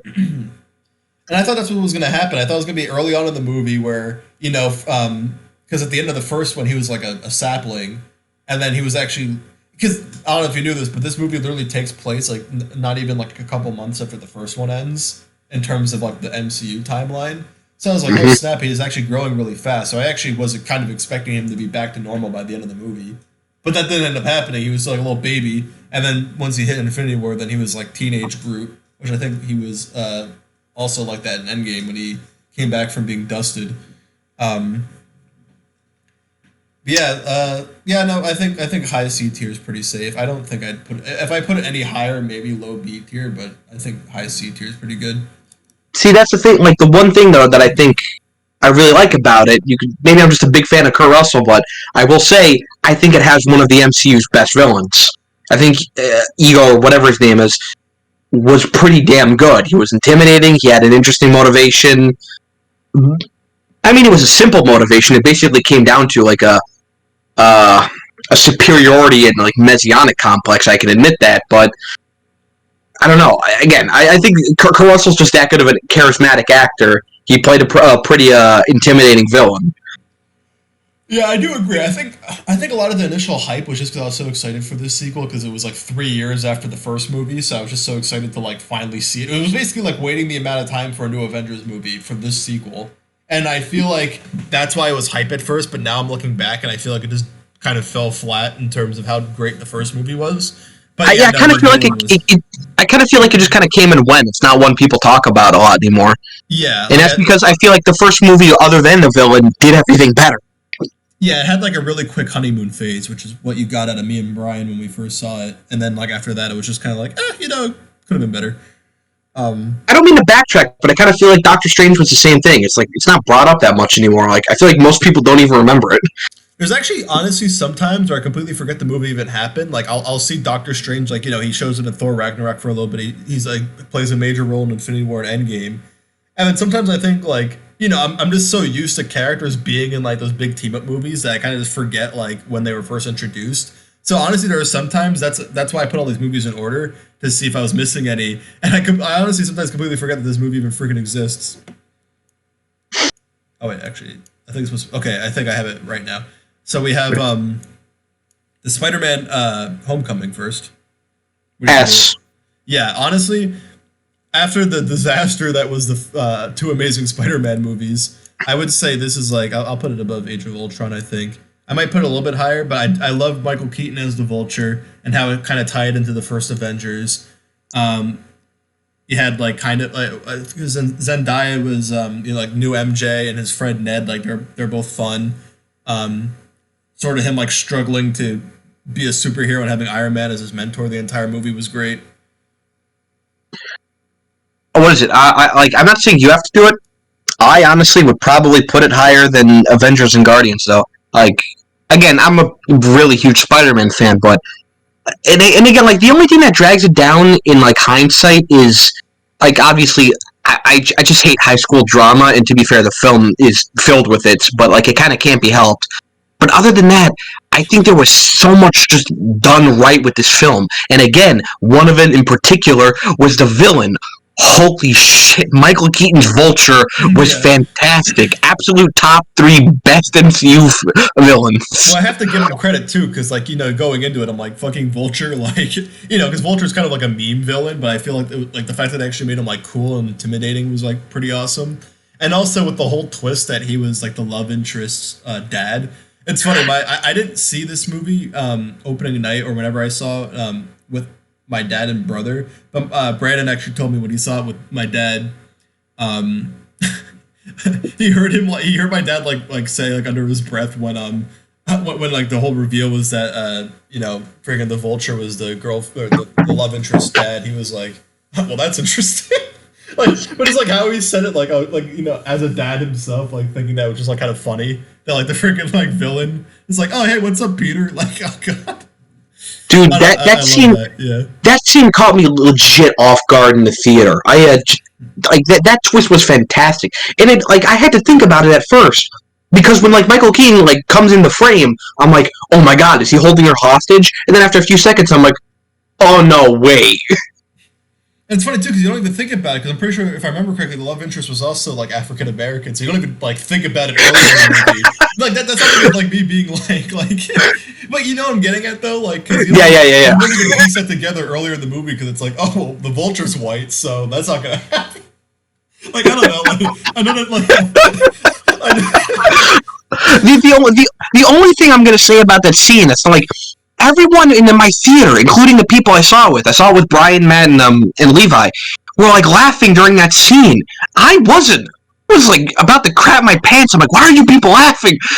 This is like horrible for Peter. yeah, I was gonna say I was like kind of laughing, but I was thinking I'm like this is like kind of like intimidating and like not good, right? Like Especially, that scene was legit tense. especially because then when you see how like kind of cold blooded Vulture was, because he straight up tries to like drop a bunch of heavy concrete and just crush Peter. Oh yeah, Dude, that part was freaking rough to Michael watch. Michael Keaton I don't know how he does it. Like he hero villain, he could just be so the guy. You wouldn't think the guy who was Mr. Mom could be could legitimately look at you and be like I will kill your whole family. Don't fuck with me. Don't fuck with me. Yeah, freaking. That's a great movie. I think I'm like so biased towards Guardians just because of like just the nostalgia of just watching it so many times that summer. Like I don't like I want to put Spider-Man a little bit higher though, just because like again way better villain and like yeah Iron Man's in it. I don't know if I'll put it above the first Avengers, but I might bump it above the first Guardians. I think. Do you remember all the memes when it first came out, and where it was like people just kind of kept photoshopping more Tony Stark on, and it was like I think Tony Stark's in this movie. Oh yeah, because there was a version of the freaking poster that was like legitimate that just had like him all over it for no reason, just to be like, hey guys, come see this movie. Iron Man's in it. Like, Yeah, because it's like what is Spider-Man not known enough to sell his own goddamn movie? yeah, I was about to say like it's freaking Spider-Man. Like you don't need anything else to sell it. Like Jesus. But anyways, Can I say this though? Even though I just got done kissing the movie's ass, I don't like the new Mary Jane. I think she's annoying. It's like they tried to make Daria, but instead they've made like an annoying version of Daria, and I hate it. Yeah, she's just kind of like edgy. Like I feel like I liked her more in the second one. Like I feel like in the first one she kind of was just like non-existent, but in the second one like a little more fun with it, and you can see how it's like she kind of works being with Peter because they're both like awkward when like even when they're dating by the end of the movie and like holding hands are like very awkward in the hallway. Like I could see that working, but like I also see what you mean by she's just like a worse Daria. They're just trying to make her not like the other girls, one of those. Oh yeah, you're right. That's a great way to put it. Oh god, yo, Thor fucking Ragnarok. Ash. Yes, Thor Ragnarok is easily. Oh my good. This was one where like after how stinky the first two Thor movies was, the fact that this one like instantly redeemed the Thor franchise and actually has me excited for Thor 4 with Natalie Portman returning. I think Valkyrie's returning. Freaking Christian Bale is the villain for that movie. Really? I didn't hear that. Yeah, he's gonna be Gore the God Killer or something. Oh my god, why do these movies keep putting Batman as the villain? Yeah, it's true. Yeah, it's completely bonkers. But yeah, Thor Ragnarok. It was like because even from the trailers, I was like, okay, this movie actually looks pretty hype. You had Jeff Goldblum being himself. It had the whole sci-fi vibe rather than being more like fantasy vibe Mhm. like the other ones. I don't know, just everything about it. Like I love Valkyrie. I love how Hulk was in it, and again, Jeff Goldblum. Like the interactions with Loki. Even Hela was Oh like a pretty solid yeah, villain. I was about to say Hela is a fantastic villain, and she's also, I think, even though I would, if I were to rank Phase Three villains, maybe I'd rank her lower, but still, I mean, the others are pretty high bars. The point I'm trying to make here is Hela to me is a perfect example of people overrate villains' motivations and don't put enough emphasis on villains' personality. Hela just, didn't really have much of a motivation and all that. Like, but by God, did I forget the actress's name? But by God, was she having the time of her life? And she became a pretty. She gave a performance that gave us a pretty entertaining villain, a memorable villain. Yeah, Kate Blanchett, I think is her name, or I don't know if I'm Yeah, pronouncing her last name right. Oh my, yeah, no, and it's funny too because again, I love how they just like were quick to write off like how ridiculous the other movies were. Like they had the play at the beginning, kind of like making not necessarily making fun of Thor: The Dark World, but like like they literally had a play about like a sadder moment in the movie where like you think Loki's dead, and then they had freaking having Anthony Hopkins, right? Am I yeah. yeah. For some reason, I thought I messed up his name, but when he when he goes, "Oh shit," because it was Loki pretending to be like just the fact that they got him to just to say that like casually in a movie is really funny. I don't know. It's like like like yeah, does the movie at times focus a bit too much on comedy? Sure, but I do think its emotional moments still hit just as well. Like the part where Odin dies. yeah. That hit pretty hard. You had Korg, freaking Korg is in this movie. That's all you need right there. Oh yeah, Um, Cord alone makes this S tier. He's one of the best characters. and then you had because freaking Thor gets all the badass like hero entrances in any of the movies because in this one right after where Hela's like kind of like making fun of him like what were you the god of again and then he summons the lightning and it goes right into Immigrant Song with him like descending onto the Bifrost like about to murder everyone. I was already moist when they used that song like in the first 5 minutes when he was in basically hell fighting I think his name is Surtur like that giant fire demon guy.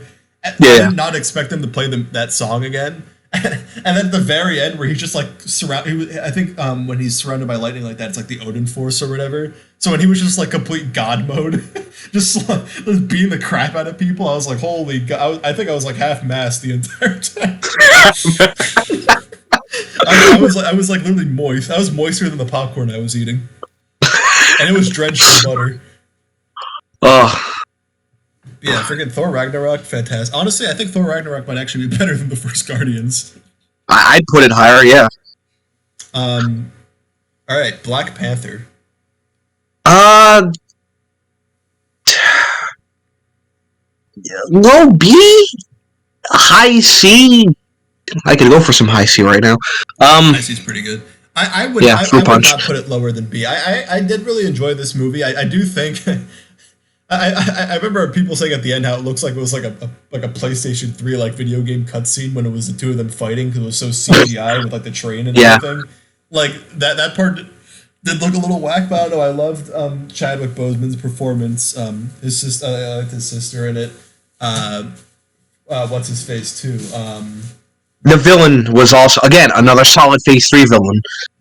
Yeah, freaking yeah, Killmonger was insane. I honestly didn't want him to die. I wish it was something like Zemo where he just went to prison. We'd see him later.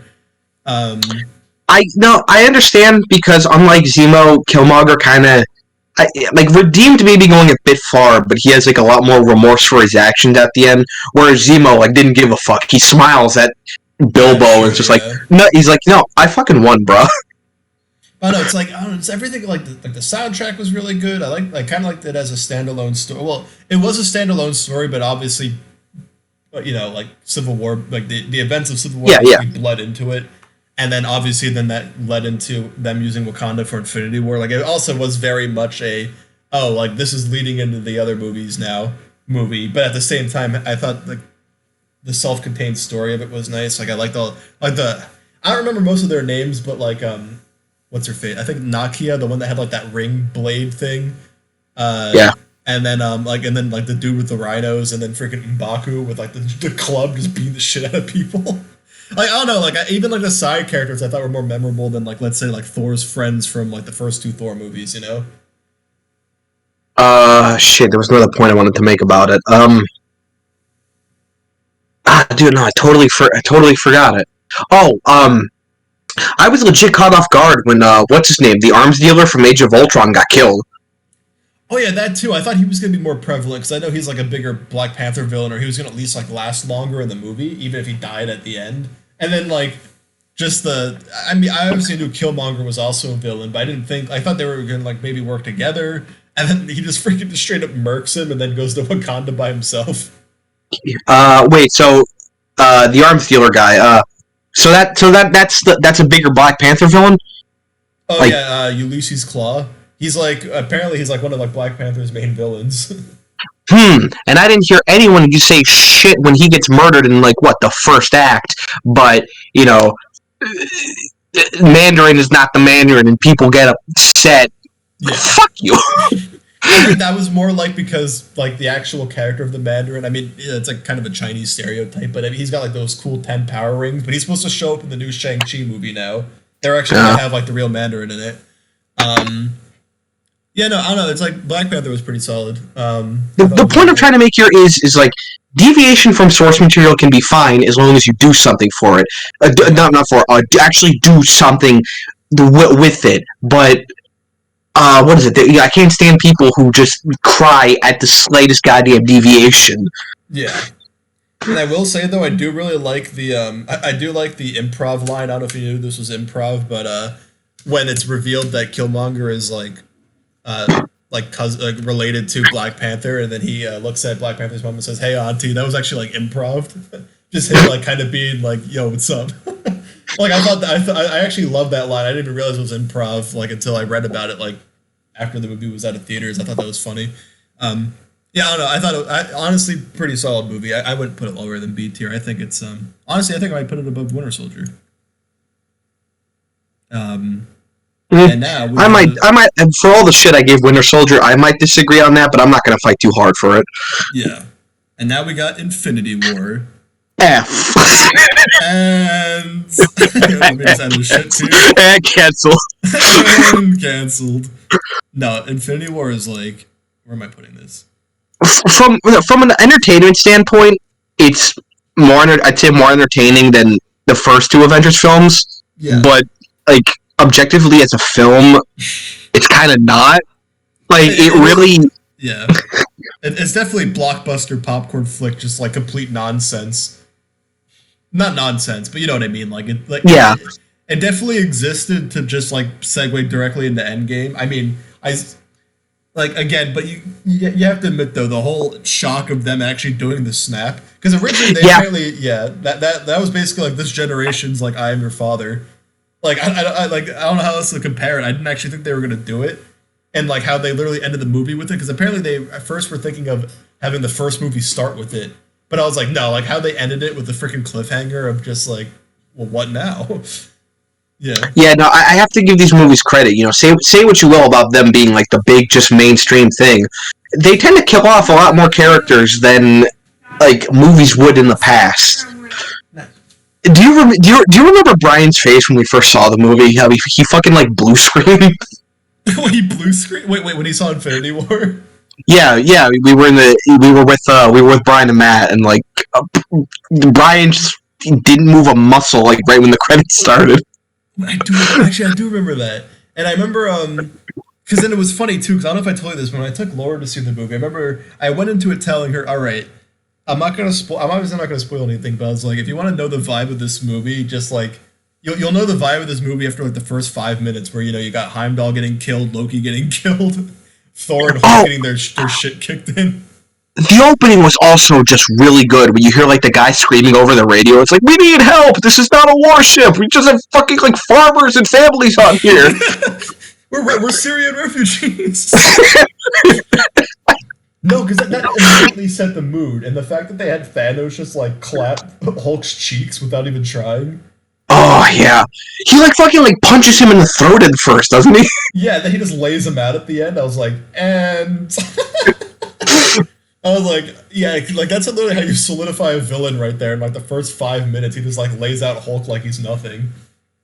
And then yeah, then like they had Hulk being sent to Earth, which was it was a reference to the comic, which I had the Infinity Gauntlet, but that was a Silver Surfer that ended up crashing through Doctor Strange's roof. But I don't know, like everything about just how insane the movie was, seeing the Guardians like interacting with some of the members of the Avengers.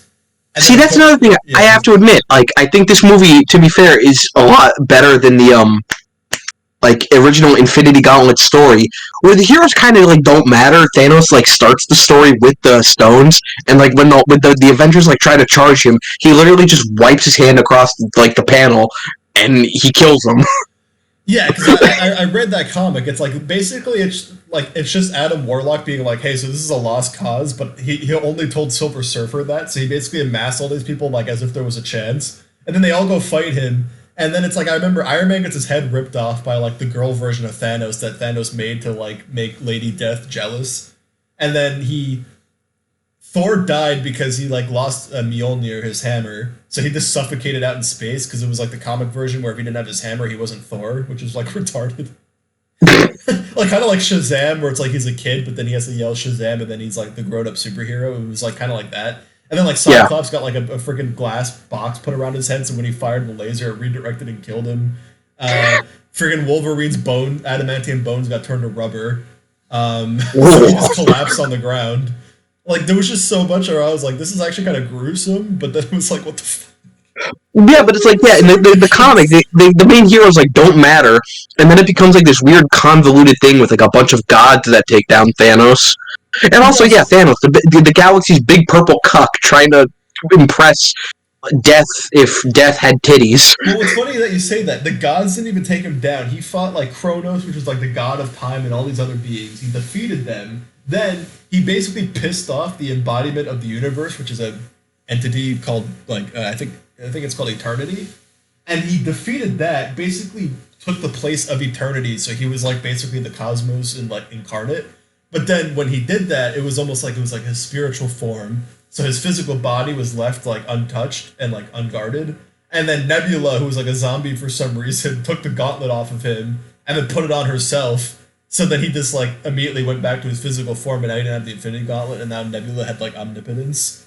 But then she couldn't control it because like feeble mind, I guess, that was what was like their excuse. And she then just like melts or something, doesn't she? she basically like kind of like goes power hungry, and then I think she reverts back to being a zombie after she's done. It was so weird. Like that comic definitely existed just to be like, let's see how many fucking people we could throw on one like piece of paper. Like in one panel, let's see how many people can die. You see, I don't get like I don't get why that event comic gets so much praise, and yet something a lot better like Secret Wars, which I'm not saying this is the only reason why it's good, but we know where Spider-Man got the black suit from, for Christ's sakes. But something like Secret Wars, doesn't get any attention, but Infinity Gauntlet does, even though Secret Wars is like a fucking way better comic.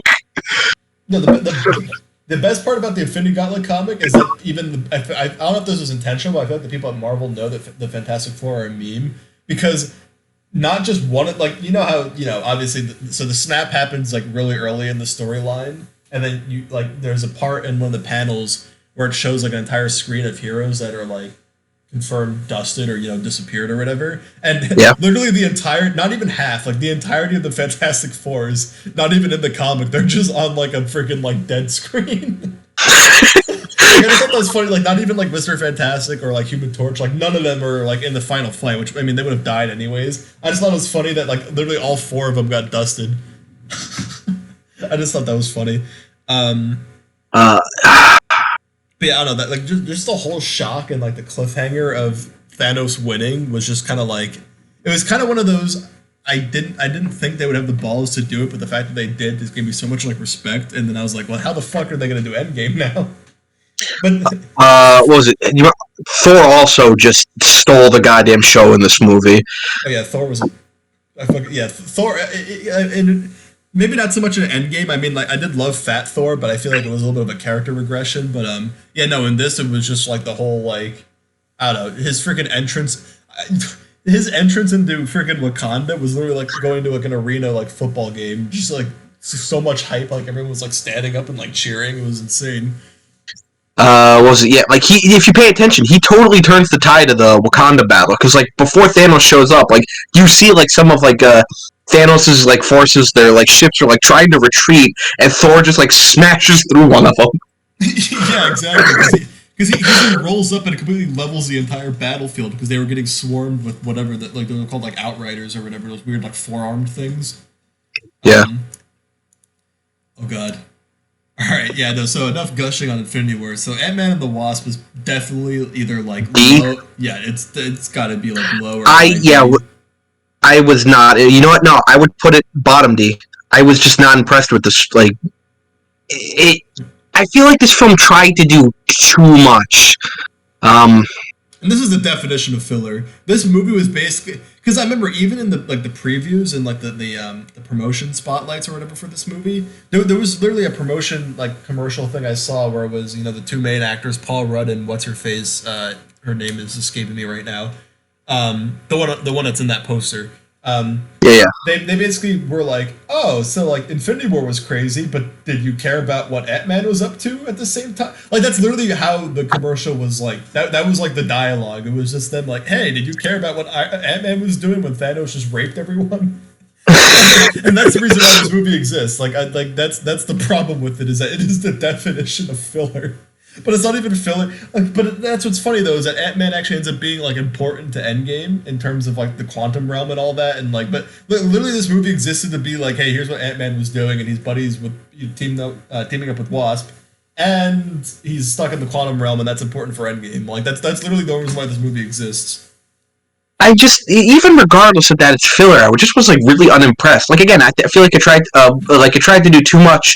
Like those gangsters that or whatever those who they were trying to like make a like you know who I'm talking about, right? There's the ghost chick, and then at the end, then there's also like those gangsters or whatever that are chasing them. Yeah. Like those gangsters like did not need to be past the scene where they're introduced. They should have just like Wasp should have come in, beat them up, and they're out of the film. Why are they a threat? Why are they still in the film? You're just dragging everything else down. Yeah, and it's funny too because then it's like they had no reason to be there, and then like Ghost, like which is such a forgettable, or I think that was her name. She was such a forgettable villain. Like she was like kind of cool at first, but then like at the end, then it was just like, oh, like Yeah, like I think she's. I think like after this string of like great Phase 3 villains, she kind of was just a low bar. I can admit part of it is because I'm kind of done with sympathetic villains. I kind of just I want this person who I'm supposed to root against to actually be an asshole. yeah. But it like what is it like hell is it Hella or Helena who's the one in Hella. right Hella yeah she has like no redeeming qualities and she's a far better villain than like Ghost or whatever. Yeah, this it's one's just trying to be like, oh, like the Morpheus is freaking trying to get her like a cure because she's like phasing it out of reality, so she's like constantly in pain or something, and I'm like, I don't care. She's like, why can't she just be an asshole for the sake of being an asshole?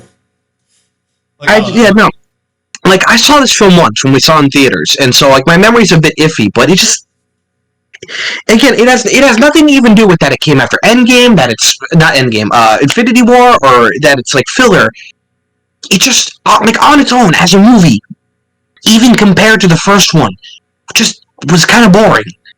And it's funny too. So like, I literally when I like you said, you only saw it once in theaters. I saw it once in theaters, and the only other time I watched it, I told Laura like we didn't even put it on. I literally just I found it on Netflix. I fast forwarded to the end, and I just showed her the post credit scene where everyone got dusted except for Ant-Man. I was like, this is all you needed to see from this movie. I didn't even bother. I was like, you don't even need to bother watching this. It's ridiculous. You remember the fact that the post credit scene with the ant playing the drums is actually shown in the trailers? Like, I understand. Too. Yeah. I know. I understand. Like that scene doesn't mean anything though, so I'm not gonna like harp on it. But it's just kind of funny when you stop and think about it. It's like they show the last scene of the film in the trailer. And it tends to give it a bit of spoiler if it showed anything more because actually that scene. It's funny in the trailer. It's like funny like haha Ant playing the drums, but that scene is extremely chilling because it's like right after the snap happens, and then it's like just the emergency broadcast signal like blaring from a TV, and the house is deserted except for just an ant playing the drums. Like it's so like dystopian. Yeah, that's a good point. In the trailer, it looked like it was a funny thing, but it's kind of fucked up in the actual context. Yeah, because it's like just the sound of that like emergency broadcasting like droning kind of like adds like an eerie. Like I don't know. I was almost like I wasn't like unnerved. But I was like, oh, I don't know if I like this. Um, You kind of felt conflicted. Like, what the hell am I supposed to be feeling here? yeah, I was Like, like, I am I don't feel supposed to like feel sad disturbed, for but the ant that he's alone? You think the ant just ate the drum kit when he was done with it? I bet He went to White I bet he Castle. ate all. I bet he ate all their food and like smoked all their drugs. Well, it was California. That probably like got high and went to In-N-Out Burger. No. I was about to say White Castle. That's East Coast. Anyways, Captain Marvel. D. I definitely above Ant-Man and the Wasp. Maybe above Thor and Hulk too, but it goes no higher than D. I Yeah, can I definitely would say put it that. at the top of D tier because like at first I was kind of disappointed because I was like, all right, because I know the scrolls have the whole like secret invasion story arc where they like they're shapeshifters and then there's like a whole thing where they're pretending to be because I thought basically this movie was gonna allude to after Endgame the main thing and to be like scrolls pretending to be heroes where like oh now like do we have to look back and at some of these movies like that wasn't Tony Stark or that wasn't whoever which I feel like I think that would have been interesting to see. Um, I don't know, but it's like they basically again sympathetic like villains where they kind of started off with the Skrulls being bad guys. All of a sudden, they're like literally just space refugees. Um, I mean, yeah. and then it's like, and then like the actual villain was fine. I mean, it was just like random space cop guy. See, now that I think about it, no, I'm not sure if I like. I'm not sure if this counts as disagreeing or not. I feel like this is a lesser version of like Iron Man 3. I like the twist that the Skrulls are an evil, but I think the guy who ends up being the villain is totally one of like probably the weakest Phase 3 villain. And again, I just feel like he's not fleshed out enough beyond the fact that like what he was Captain Marvel's like mentor or something. Well, my only gripe with him is that they were trying to basically do like a whole like feminist thing where they were trying to make because like the entire movie he's just beating her down like don't like you have to control your emotions like basically. All right, no, like, okay, no, okay, no, I disagree. I disagree on that. There are so many movies that do that. I don't think it's. yeah. Yeah, it's. I mean, if anything, I kind of like the moral at the end where he's like, "Oh, come on, fight me face to face," and then she just blasts him in the face like, "I'm gonna have to prove fucking shit to you." Yeah. Yeah, that's true. That I think actually is the best thing in the movie. Like, I I once got like really bored. I forget, and like this occurred to me in my head, but I can't remember my reasoning. That's the thing. But like, I remember once thinking like, Captain Marvel shouldn't have gotten her own movie until post Endgame. She should have been like introduced at the beginning of Endgame. But I can't remember my reasoning. Like, it made sense to me one day, and now I just. Yeah, because it's like they basically because I feel like the other part of the movie was that they were just going for the like the '90s nostalgia bait, especially. But then like the problem with that is like okay, cool, like '90s she crashes into a blockbuster, whatever. But then it's like I feel like the movie handled that pretty well for the most part because, like, in all fairness, if the movie was actually made in the '90s, like, okay, she would, do something with a pager, she would do something with a payphone. That makes sense. Would she crash into a blockbuster? I don't know. Okay, maybe that one's a bit of a stretch, but yeah, I like this movie. I don't know. The big thing that annoyed me more was the fact that the Tesseract was a MacGuffin. yeah, Why did that's this have to true. be about another Infinity Stone? I don't get it. And I feel like it just muddies up the story. I thought the Tesseract was found by Howard Stark when he tried to find Captain America. But then, when the hell did they lose the Tesseract again? This doesn't make any goddamn sense. Yeah, like, that's what I'm saying. Like, I feel like the movie was just trying to be like, here's some '90s bait. Here's some like, oh, here's a Tesseract. Remember that from like the first Avengers movie and Endgame? Like, we're coming full circle. Like, I feel like that's like I don't know. And then like then it kind of like made it lame that like Nick Fury like only wears an eye patch because a cat scratched it. Well, an alien cat thing scratched it. Like I feel like they just kind of did it as like a joke, and like I thought it would have been like cooler if he had like any other reason for wearing an eye patch. That's Yeah. like a little gripe though. And then the only other thing is that like okay, well now they have to explain why she wasn't around for like 30 years basically. And yeah, okay, they were basically like, oh, so she was like an intergalactic peacekeeper protecting other planets. But I mean, I feel like, with like how crazy okay, not even Age of Ultron, the freaking first Avengers movie, New York was being invaded by aliens. Like, you'd think that would Yeah. be enough to call her in. And instead, Nick Fury was like, nah, I'm gonna like just get these 6 people together, 2 of which are just normal people. like, like I don't know. I feel like that kind of just like makes it not make like in the one hand, I see it as being like, all right, like clearly things are really fucked if Nick Fury didn't think to call on her until Endgame when everything was going to shit with the snap. But it's like, okay, but I mean, if you literally have that kind of firepower, like she could have single-handedly like defended New York then in the first Yeah. Avengers. Like that's what I think is ridiculous about it. I don't I don't know. The movie to me has a bunch of ups and downs. And the thing is, most of the pros and cons aren't even that like severe. The movie is just kind of there for me. It just kind of exists. I kind of forget it exists. Like I said, I think it's got a weak villain. I can say though, its strength is I think the two leads play off each other really well. I think Samuel Jackson and Brie Larson. yeah, Brie Larson played off each other really well. I think that's one of the major things that carried the film. Like I'm not too big of a fan of her character. Like I feel like she's kind of like standoffish. But yeah, I do agree. Like I liked all the scenes where they're like conversing in the car and everything. Like the banter between them. I don't know, but like I feel like her's a standalone character because it's funny too because they hyped her up for Endgame and then she shows up in like the first 5 minutes of Endgame and then doesn't show up until the final fight. Like what? Like again, like you said, Like wasn't her scenes in like Endgame filmed first or something? So there's kind of like a weird personality switch that doesn't make any sense or oh something. yeah, that was another problem. Her scenes in Endgame were because again she only shows up at the very beginning, so she's just kind of like, hey, what's up, and then and then she shows up at the very end just to like save the day, kind of with her like lesbian haircut. And that's what I'm saying. Like she like you said it perfectly. They could have just waited until after maybe gave her like after Endgame have a little bit of a break and how they've been announcing all these new movies, like they have Eternals or whatever is supposed to come out. That could have just been a Captain Marvel movie, and then have it go into whatever they want to do with the scrolls. I don't know. The only other thing I could say about Captain, what's her name, Marvel, is I will go down in flames with this opinion. Best Stan Lee cameo, not just of the MCU, just ever. The fact that she's on the train, she looks over and sees him reading the script to Mallrats. There Oh is yeah, not one. yeah, There I is did not one appreciate that. cameo of his better than that. Yeah, I actually did appreciate that. That was nice. Uh, All right, and I guess because I think we're probably I have no idea how long it's been going for, but to I guess more or less wrap this one up, we got Endgame, which this easily has to be up at S tier. I was gonna say A, but yeah, you can put in. I just think because of like it's just the culmination of all these movies, and I feel like I don't know. I feel like all the story threads, at least in this case, were wrapped up pretty nicely. I mean, like yeah, Iron Man died, and that freaking sucks. But I don't know. Like I just everything about it, like just the ups and the downs, like especially because as crazy as it was too, where the first 5 minutes they just roll up on Thanos playing Farmville and they just murk him. And then I'm like, all right, well, this movie's 3 hours long, so like, what are we doing for the last like 2 hours and 55 minutes? Like honestly, I was like, because I actually one of my favorite parts about that is that when I was hanging out with buddies at work before Endgame came out, I kind of memed saying, what if Thanos just dies in the first 5 minutes? And he died, and that happened, and then I was sitting in the theater, I was like, oh well, shit, like what happens now?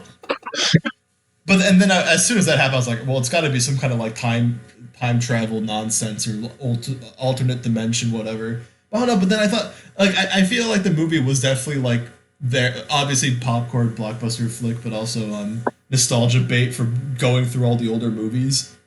I don't know. Well, I yeah. think I feel the need to give the movie the finger a bit for like its whole pompous explanation for like time travel. It's like, no, this is how this actually works. It's like, motherfucker, you just disregarded Bill and Ted, and yet you're pretty much operating under the logic of Bill and Ted. Fuck you. Well, what's funny too is that they set this. They basically set the laws for how time travel works in that movie. But then I like how they ended Captain America's story. But technically, wouldn't he have created an alternate timeline by living his life and not being Captain America with Peggy? Because then why would he have shown up as like an old man? Because like basically he went back in time and No, then returned because all that stuff. I'm sorry. Don't the splits only happen if the stones are removed or something? Or Maybe that's what it was. I thought there was something where I remember reading online where I was like, it kind of like breaks the rules that they set for time travel, because like, because no, because I yeah, think what basically happens is because of that, there's two Captain Americas now in like one timeline. Just one is older than the other and does nothing. yeah. I Although don't like now know. technically because now Captain America is technically dead in the MCU because they confirmed that in Spider-Man: Far From Home with like the in memoriam at the beginning that they did, Uh huh. and in the whatchamacallit, and then in Falcon and the Winter Soldier, because the whole point of that is that now Falcon's basically gonna be like the new Captain America or whatever. Um, I don't know. I think I just found that like they were so confident in their explanation for like time travel, and it makes sense if you think about it for like a couple seconds. But then if you think about it for like a whole minute, you're like, no, just no. Stop it. But Stop. in terms of like adrenaline and like pure entertainment value, though, I'd basically say from like the moment I would say the moment they return from time traveling with all the stones and they reconstruct like the Tony Stark gauntlet basically till like the end of the movie, like I feel like I was gonna have like a heart attack. Like you know when like freaking Thanos rolls up, the 2014 Thanos rolls up, lays waste to the entire complex. Then you have like the main three going toe to toe with Thanos, and then obviously the huge reveal with the portals and like all the dead heroes coming back. Like just that like literally like this that entire sequence up until the end was just like holy fuck. Oh yeah, dude. Like I mean, Howard the Duck. Come on. Yeah, Howard the Duck. I mean, Captain America with Thor's hammer, and then you had like the fun interactions with like, you know, I think he was using at one point you see Cap using the new weapon, I think Stormbreaker or whatever, the axe. And then Yeah. like, and then Thor's holding Mjolnir, and he's like, "Not actually, no, we trade. I want the bigger one." You got like fun shit like that. Oh no, it's like How just how tight was your asshole clenched when Cap's shield started being sliced? extremely because at that point I was like, look, like all bets are off. Like we already saw how like balls to the wall they went with Infinity War. I was like, at any point I was expecting someone to get like stabbed or like beheaded or something. And you know, especially because then, and even in that movie, Black Widow was dead. So I was like, all right, well, I know that they're gonna be fucking, you know, they're not gonna hold. I knew like some major character was gonna die, so I was just waiting for it to happen at that point. So when his shield started breaking, I was like, and there goes Cap, and canceled. Oh god. But yeah, so and then I don't know if you Yeah, wanted to. let me ask you this: are you confident on putting it above Infinity War?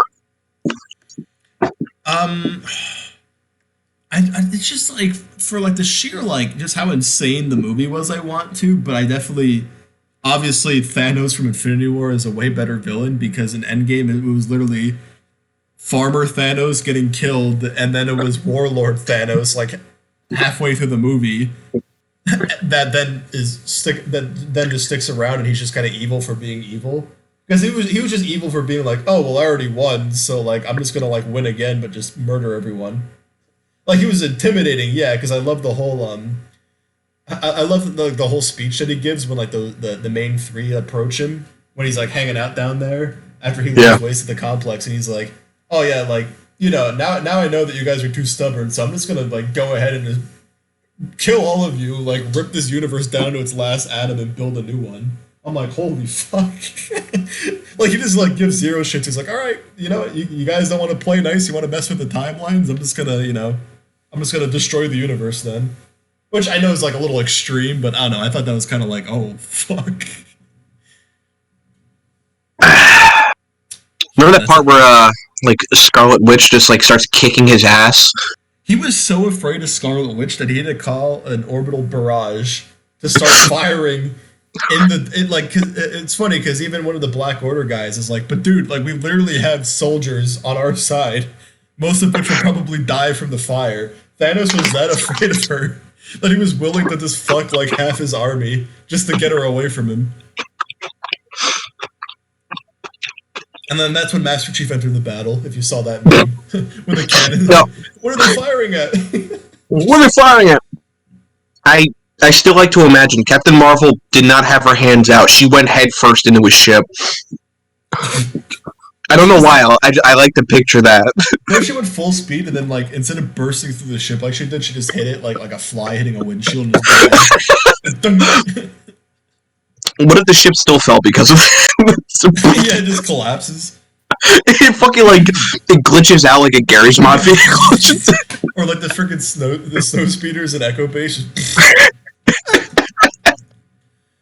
Oh man, uh, this probably freaking was almost like 2 hours. I don't even want to know how long this was. Let me look at this. oh jeez, I don't know. An hour and 44. Nice. if Spider-Man Far From Detroit was on here, what would you put it? I would probably put it. I don't want to say I, S tier, but I would say like A tier. Maybe S. Actually, I did like Mysterio though, but I don't think it was as good as the first one. But I did really like it. I'd say A tier. I'm totally in the minority. I would have put it C actually. Oh I really? Yeah, I thought like Mysterio as a villain has grown on me, but I thought the rest of the film was kind of eh. Did you like And him also, doing like him giving exposition of literally him saying his evil plan to a room full of people working for him? oh, that is the worst scene, not only in the cinematic universe, but one of the worst scenes in film history. Just like the I was cardinal sin of doing that. I just I don't know. Like I remember I was with Robert and Matt, and like I don't know if they could tell, but I was like fuming in my seat, just like shocked. I like this is terrible. Like he just vomits out this exposition for Yeah, no reason. like verbal And diarrhea. it was already after a terrible scene where Peter gives up the fucking like glasses or whatever. Yeah. The Ben Franklin glasses that could see the map on the back of the Declaration of Independence. Yeah, Uh, exactly. Like no, literally but like the only redeemable part of that scene, and it wasn't even redeemable. It's just kind of funny that like again the guy who got yelled at in the first Iron Man movie, Ralphie, is like one of the people there. Like I just thought that was funny that they randomly brought him back just to be like an abused ex Stark employee. I don't know, like Spider-Man Far From Home was fine, but it just I like I was like again I looked at like it was nowhere near as good as the first one. I just kind of came away from it like yeah that was fine. Why is this movie like breaking box office records? Like if anything, what I did like kind of like with Doctor Strange, I love that whole like trippy sequence where Mysterio was like fucking with Spider Man. Only basically to lead him like to get run over by a train, like the fact that not only he tried to kill him there, and then also was about to literally shoot him when he was pretending to hand the glasses over at the very end of the movie. He was literally about to shoot him in the head, and had he not had Spidey sense, he would have just died. Like he literally just held a fucking like pistol point blank to his head and was gonna blow his head off. Also, does anyone notice that he basically makes his costume at the end primarily black? I'm sorry, I thought we were done with this trend of just erasing the iconic superhero costumes and just making it black. I thought this trend was over years ago. Fuck you, Oh yeah, Spider-Man Far From Home. yeah, that's true actually. I don't know. Uh, Again, it's second most overrated MCU film behind Winter Soldier. Although I would still call Winter Soldier a better film. So take that for what you will. I don't know. I'm I white. still love how crazy. I still love how crazy the post-credit scene was, though. With the footage of Mysterio basically saying that Spider-Man killed him. So now, like the whole world is like against him, and bringing back J. Jonah Jameson. I thought that was funny. I don't know, but I feel like in the context of the like, I know I'm just being that stick in the mud. It's like Anthony, can't you be happy for anything? But it's like I feel like in the context of that world, like the Avengers or whatever can like, or someone in charge of their organization can come out and be like, no, it's not true. But yeah, that is the only problem with stuff with the MCU. Because I remember that was a lot of flack people gave Winter Soldier. It's like, okay, so now the Avengers are a thing. Literally, the capital of the United States is under attack. Like why they couldn't call it Iron Man? It's just Captain America, Falcon, and Black Widow. Like they couldn't get like maybe Hulk or something. But they're like, oh, Thor's off world. Iron Man was dealing with stuff from Iron Man 3. And like War Machine was kind of involved with that. Hulk was what the fuck was Hulk even doing? Actually, that's a good point. Why couldn't they at least get Hulk in there? In which one? In Winter Soldier, like, because I remember like that started to be kind of Oh, like complaints. Was like you got these crazy like again like the capital of the United States, literally under attack by like freaking like neo Nazis. They couldn't have spared any other Avenger. Like it was literally just the ones that were in the movie that could like not to say that was a bad thing, but it's like that's the only like problem with having a shared universe like this is that once you have a whole team up movie, it's like you have to start making excuses for why you can't bring those characters in when there's like crazy threats, for the other ones. It's yeah. Uh, Yeah, boy. oh, also I mean, what did you think about that like poster mid credit scene where you find out that like Fury wasn't there at all? It was like a scroll or something. Oh yeah, I was about to say that because then he's on like because now there's a whole thing where I remember this is in the comics where Shield is like more for Earth based threats, but then like there's a thing called Sword, which I forget what that acronym is, but it's more for like alien threats. Because then like you saw it at the end where it was revealed that they were scrolls, and the real Nick Fury was like in basically like a space station or something. So that's supposed to be like with the MCU going forward because I know they already. Did you see like all the laundry list of movies they've announced and like the shows like they have like Captain Marvel 2, Black Panther 2, like a lot of sequels like the Doctor Strange sequel. Honestly, all I've heard is about the shows. Movies going forward, other than Thor 4. Yeah, I haven't heard anything. I haven't heard anything They about even a. confirmed the Fantastic I haven't Four heard it. coming out. I haven't heard anything about a Captain Marvel 2. Nothing about a Black Panther 2. Even before what's his name died. Yeah, and again, this is the point I was trying to make earlier that I don't think you fully got. It's like I haven't heard anything about like a sequel to Doctor Strange, and that one did end with like a cliffhanger, unlike Captain Marvel or Black Panther. Yeah. Yeah. Yeah, but and then freaking Spider-Man 3 is apparently gonna be Spider-Verse. Oh. Yeah. Did you hear about that? Freaking like Doc Ock is back from Spider-Man 2. Oh yeah. Okay. Yeah. I heard about that. Okay. And I mean, freaking Jamie Foxx is Electro. yeah, I can work with this. I guess. I don't know. For as much as I called Far From Home overrated, it's still better than Spider-Man 2. What's wrong with Spider-Man 2? Spider-Man 2 is just a boring version of Superman 2. You like Doc Ock? Even as a kid, I was bored by that movie. I just thought it moved at a slog's pace. Like, ooh, Doc Ock, ooh. I think even as a kid, I didn't like that he was a sympathetic villain. I was like, what? I want to hate this guy. Yeah, that's true. All right, before I wanted to see if I could find because I thought I had a screenshot saved of like all this stuff freaking Marvel announced just to see. I remember like they freaking even have like that Blade movie with Wesley Snipes. Nice. But Oh, yeah, so there's your definitive tier list.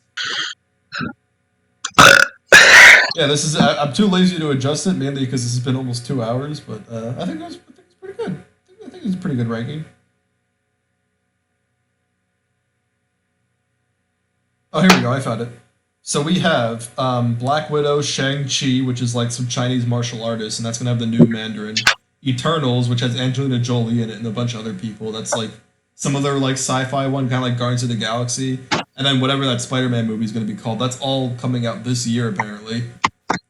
And then next year we have Doctor Strange in the Multiverse of Madness, Thor, Love and Thunder, Black Panther 2, and Captain Marvel 2. And then 2023 and beyond, we have Guardians of the Galaxy Volume 3, Fantastic Four, Blade, Ant-Man the Wasp, Quantumania, which is going to have Kang the Conqueror, which is like a time-traveling guy, and then Deadpool 3. And then for Disney Plus shows, we have WandaVision, The Falcon and the Winter Soldier, Loki, which is like the Loki from Endgame, where he's like messing with the timeline now. Mm-hmm. Miss Marvel, Hawkeye, and Hawkeye's gonna have that girl Haley Steinfeld in it as Kate Bishop, which is like his apprentice or whatever. Some show called I Am Groot, Ironheart, which is like an Iron Man apprentice. Armor Wars, which sounds like it's gonna involve Justin Hammer and like Don Cheadle or War Machine. Secret Invasion, which is gonna be with the Skrulls. She-Hulk. They're doing a Guardians of the Galaxy holiday special, and then Moon Knight, which is gonna have Oscar Isaac. So they basically just like dropped a bombshell of all this like crap like a month or two ago, and I'm moist. Whatever happened to the Sokovia Accords? Whatever happened to the person? How does Full House go? I don't know. Fuck you. I don't fucking know. Anyways, the Sokovia Accords are dead. I'm dead. I think I'm gonna call it quits because I'm actually pretty tired. But I think this video was pretty good, and I'll probably upload it tomorrow. I'm gonna go cry now. Adios, everyone. All right, goodbye forever.